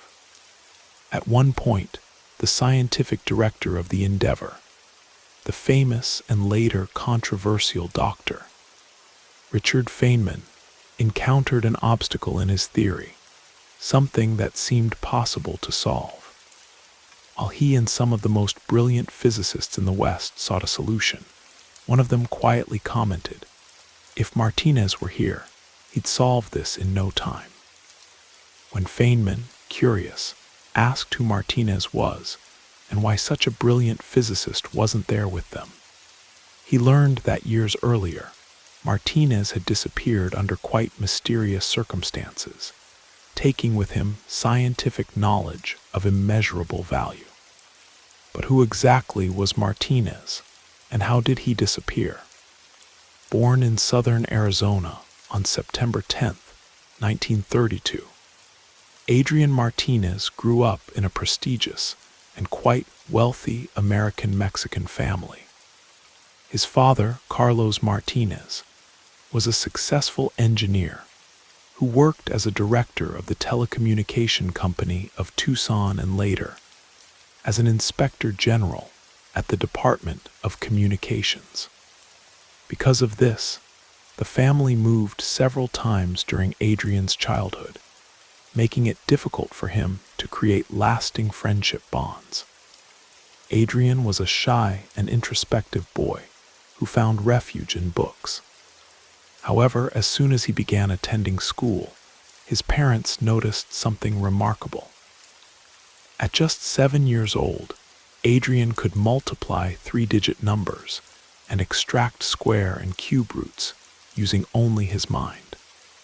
Faced with a more complicated calculation, the boy would often hide under the table or go to a corner of the room, turn to the wall, and concentrate deeply until, full of enthusiasm, he would shout out the correct answer. When Carlos tried to teach Adrian to play chess, he quickly realized that the boy surpassed all expectations. It became clear to his parents that they had a true prodigy in their hands, and faced with this, they decided to send Adrian to an exclusive Jesuit boarding school in Los Angeles. A difficult decision, but one that seemed necessary for the young man's brilliant future. In 1949, at 17, Adrian earned the equivalent of a prestigious high school diploma, and everything indicated that he would follow in his father's footsteps in engineering. However, after 4 years of studies at the California Institute of Technology, and on the verge of graduating in engineering, Adrian made an unexpected decision. He dropped out. The decision left colleagues and professors perplexed, but to him, it made perfect sense. Engineering was respectable and interesting, but something else had captured his imagination. Working to maintain public infrastructure could certainly bring him fortune and respect, but it was physics that promised to unlock unimaginable technological mysteries for humanity. Over time, Adrian's choice proved to be correct. Atomic energy established itself as a promising short-term solution to the problem of green energy. And nuclear weapons, although controversial, brought about a period of tense peace between global powers. However, in those years, the study of particles was still seen as somewhat exotic. The late 1950s and early 1960s were a golden era for engineering, with grand works like the Gateway Arch in St. Louis and the Chesapeake Bay Bridge Tunnel being constructed. Many saw engineers as the true architects of modernity, but Adrian envisioned that physicists would be the architects of the future. On July 7, 1955, Adrian defended a thesis entitled "On the Quantum Mechanics of Radioactive Nuclei." After a thorough analysis by the university professors, his thesis was accepted with honors, receiving the maximum grade of A+ with distinction. 3 years later, at the end of 1958, Adrian earned his diploma in theoretical physics. The committee, which included the renowned physicist Dr.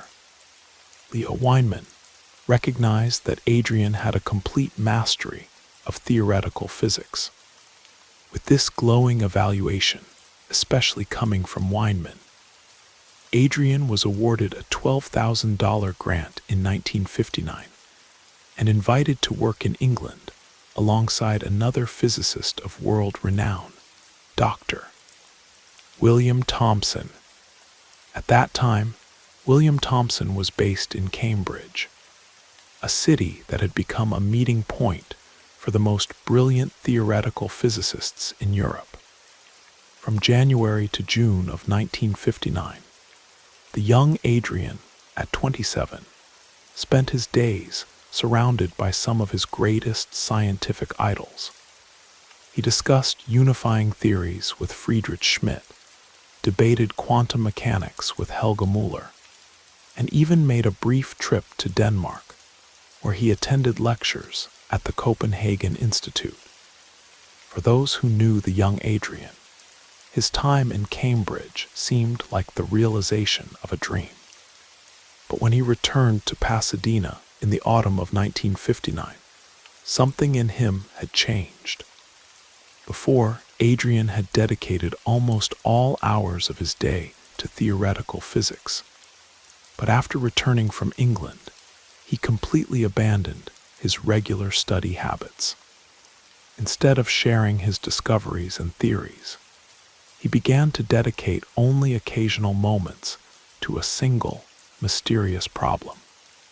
When asked if he was facing any health problems or a bout of melancholy, Adrian assured them he was in perfect condition, but admitted that he had suffered a severe episode of gastritis during the trip, which doctors attributed to nervous exhaustion. The causes of this nervous exhaustion were never completely revealed or discussed, but soon his old study habits returned with full force. Adrian dove headfirst into a new, revolutionary, and extremely secret project. His obsession with this mysterious work was so intense that it's difficult to measure, but an example can illustrate it. When Marie Curie's granddaughter discovered a neutral particle capable of penetrating matter and displacing a proton, she initially assumed that this particle must be a photon, since at the time, this was the only known type of neutral particle. However, Adrian immediately realized that to move something as heavy as a proton, the original particle would also need to be a proton. When Leo Weinman learned of Adrian's conclusion, he begged him to submit it for publication immediately, but Adrian refused. He was completely absorbed in his new secret project and cared little for recognition or the possibility of someone else receiving credit for this discovery. In the following years, Adrian remained extremely reserved about the project he was working on. All that is known about his academic career during this period is that he began to take an interest in a wide range of other fields. Beyond continuing with his studies in theoretical physics, Adrian began reading about economics, politics, and philosophy, with special interest in the work of Arthur Schopenhauer. Schopenhauer explored themes related to parapsychology, a term that encompasses things like extrasensory perception, telepathy, clairvoyance, and telekinesis. In his book On the Will in Nature, he defended the idea that human beings were influenced by a mysterious and intangible force, something that resembled magic. Schopenhauer also believed that, theoretically, people had the power to physically transform themselves, but lacked the mental capacity or will to do so. As he put it after the publication of On the Will in Nature, many mocked Schopenhauer, accusing him of seeing himself as a magician. However, he rejected these accusations and changed the term magic to practical metaphysics. Many of his colleagues considered that this work marked the end of his credibility. But more than 100 years later, Adrian Martinez, possibly the most brilliant man of his time, took these ideas very seriously. In January of 1964, Adrian began teaching quantum theory at the University of Princeton. In the 2 months that followed, the university regularly deposited his salaries into an account at the central bank of the city. Over time, they noticed that Adrian hadn't withdrawn a penny. When they informed him that a considerable amount was waiting for him, he replied that he knew this, and that his choice not to withdraw the money was entirely intentional. Then, on March 23, 1964, Adrian went to the bank, emptied his account, and bought a night passage to his homeland in Arizona on a train. Adrian's disappearance naturally left his friends and colleagues deeply concerned. However, a few days later, Dr. Anthony Craig, the director of the Institute of Physics at Princeton, received through the mail a letter that seemed to have been hastily written. Dear Craig, I have made a decision that has become inevitable. There is no trace of selfishness in this, but I understand the disruption that my sudden disappearance will cause you and the students. So I ask for your forgiveness, especially for betraying the trust, sincere friendship, and affection you have dedicated to me in recent months. Please convey my regards to everyone I met and admired at the Institute, especially Leo. Keep an affectionate memory of all of them, at least until 11 o'clock tonight, or perhaps a little later. With affection, Adrian Martinez. Craig was deeply disturbed by the content of the letter, and its words only increased his concern. However, the next day, he received another correspondence from Adrian. Dear Craig, I hope you have received both my telegram and my letter at the same time, and I will be back tomorrow at the Hyatt Hotel, perhaps even traveling with this letter. However, I have decided to abandon teaching. Don't see me as an Ibsen hero, for my situation is quite different. I remain at your disposal for further details. With affection, Adrian Martinez. Although the second letter seemed an attempt to reassure Anthony Craig, he remained extremely concerned about his friend, and without delay, contacted the Martinez family to report his concerns. Adrian's brother, Miguel, immediately went to Princeton to investigate the disappearance on his own. With the help of local police, Miguel soon discovered that Adrian had lied in his second letter. In fact, Adrian had boarded a train to Arizona on the night of March 25th, accompanied by a professor from the University of Arizona. Miguel then enlisted the help of some relatives in Arizona, who directed the police to interrogate the professor about Adrian's whereabouts. The professor stated that the two spent most of the 10-hour journey together, until Adrian retired to his compartment to rest a bit. When the train arrived at Tucson Station shortly before dawn, the professor remembered saying goodbye to Adrian, who, although he seemed a bit sleepy, was in good spirits and showed no signs of being distressed or in danger. Arizona authorities conducted exhaustive searches in all places where Adrian might be, but found no trace of him, and no one reported having seen him. The search for Adrian dragged on for months, with increasingly higher rewards being offered for any reliable information. But frustratingly, the investigation led nowhere. For many, it seemed as if he had gotten off the train and simply disappeared into thin air. On December 6, 1964, while the family still nurtured hopes that Adrian would return safely.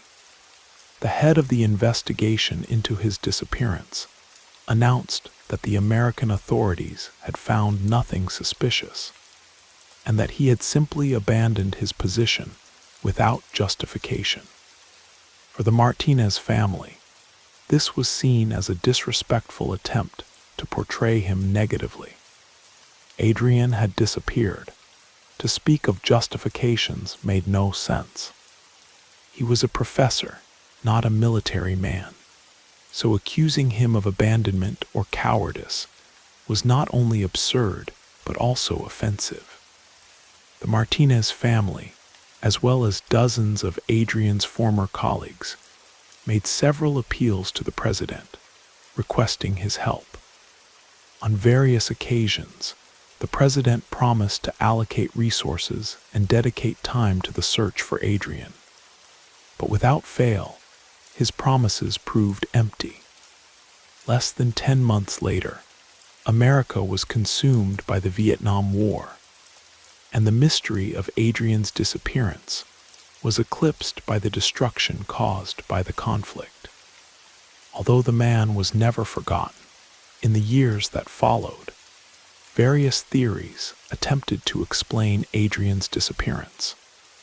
One of the most accepted is that, after a prolonged period of depression, he took his own life. Many point to the first line of his letter to Anthony Craig, where Adrian writes, "I have made a decision that has become inevitable, and I realize the problem that my sudden disappearance will cause you and the students."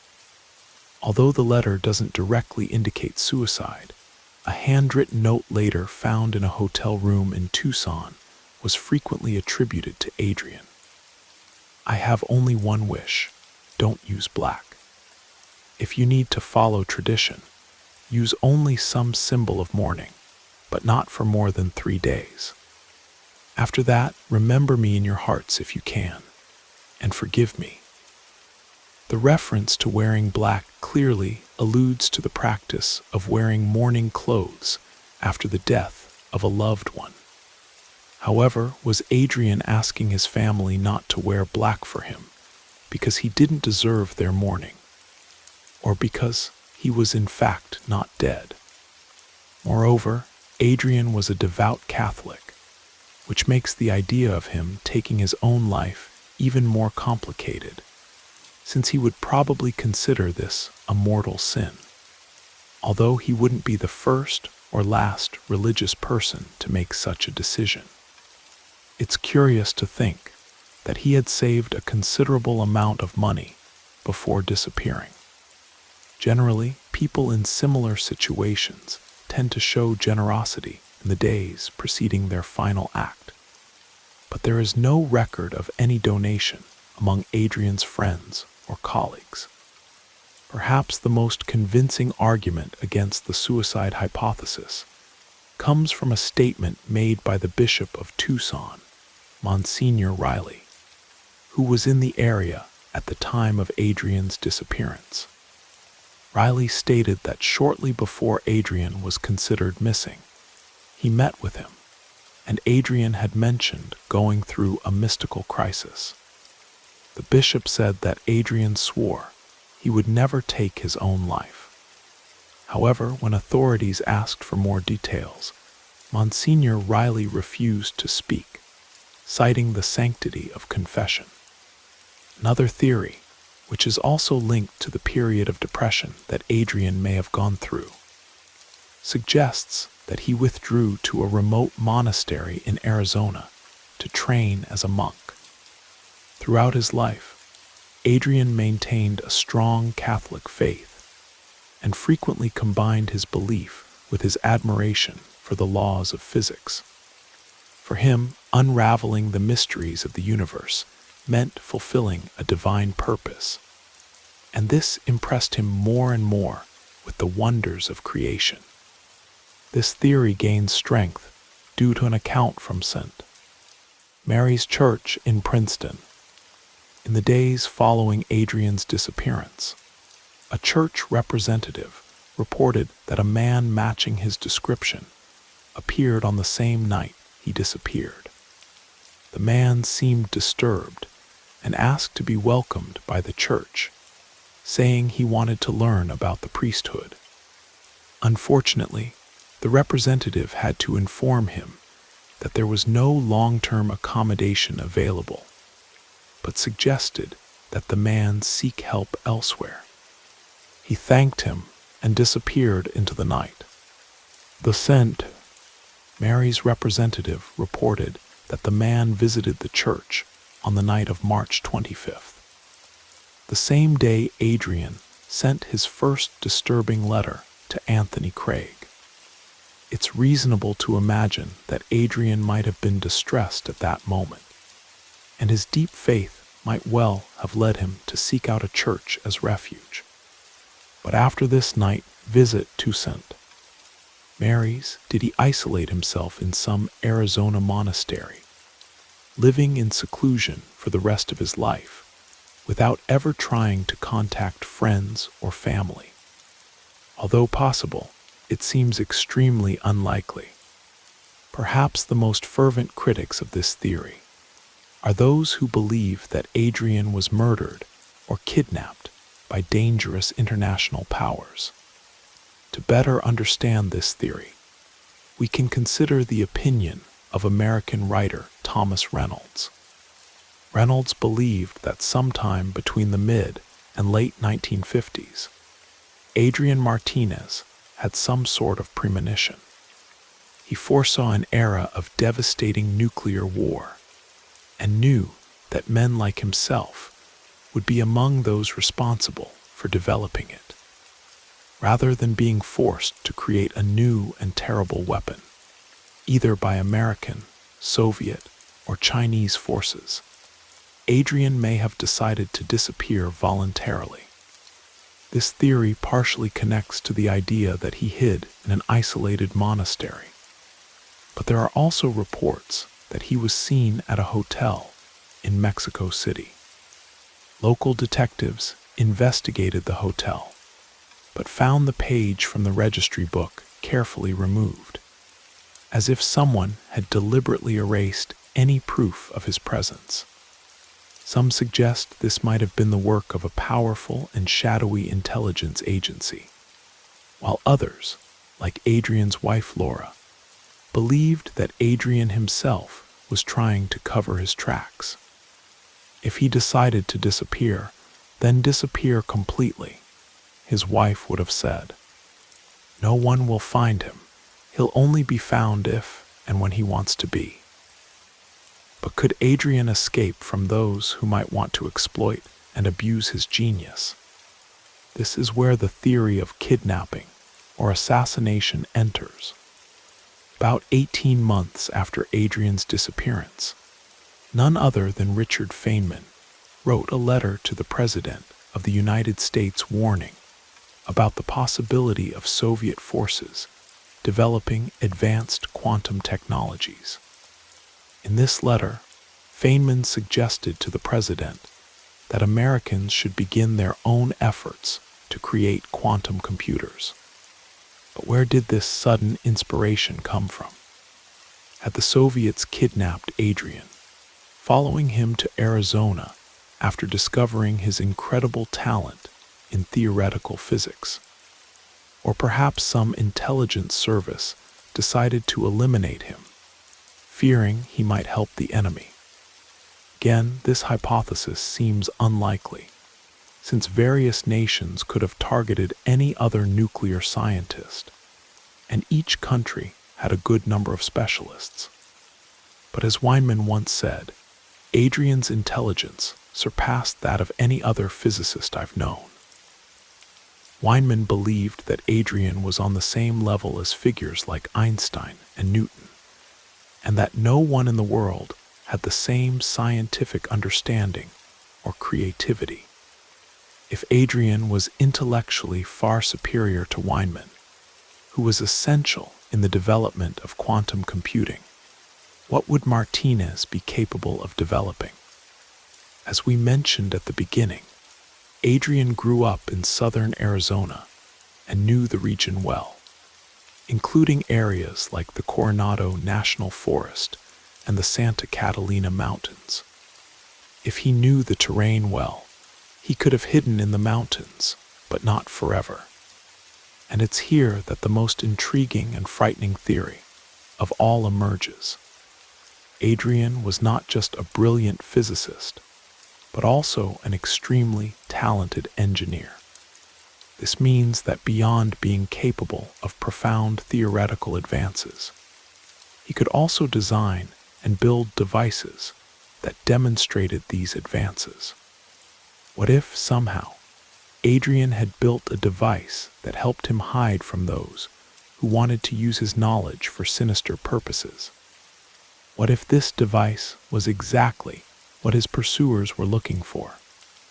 Adrian became obsessed with Schopenhauer's theory of practical metaphysics, which was basically an elegant term for what many would call magic.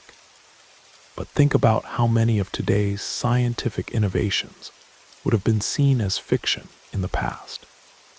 I'm not suggesting that Adrian built a portal weapon like in science fiction and transported himself to another universe. But who can say that 7 years before the creation of the deadliest weapon in the world, Adrian didn't invent the most powerful transportation method in history? Perhaps that's why his brother Miguel continued to send people to patrol the parks around Tucson long after Adrian had been given up for dead. Adrian knew he had something incredibly powerful in his hands, and it would be irresponsible to test it in a place as populous as a city. Perhaps he went to a remote area with a device as powerful as the first atomic bomb and literally made himself disappear. In his letter to the president, where he asked for help in finding the missing Adrian, Leo Weinman wrote the following about his colleague. "I do not hesitate to say, without any exaggeration, that Adrian Martinez was the most gifted and intellectually brilliant human being I have ever known." Weinman, who created the world's first quantum circuit, spoke of Adrian with almost divine reverence, even in the presence of Feynman. If this was Adrian's level of talent, what did he invent or discover?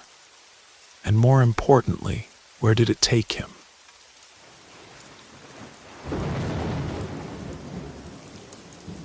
You made it to the end of the stories.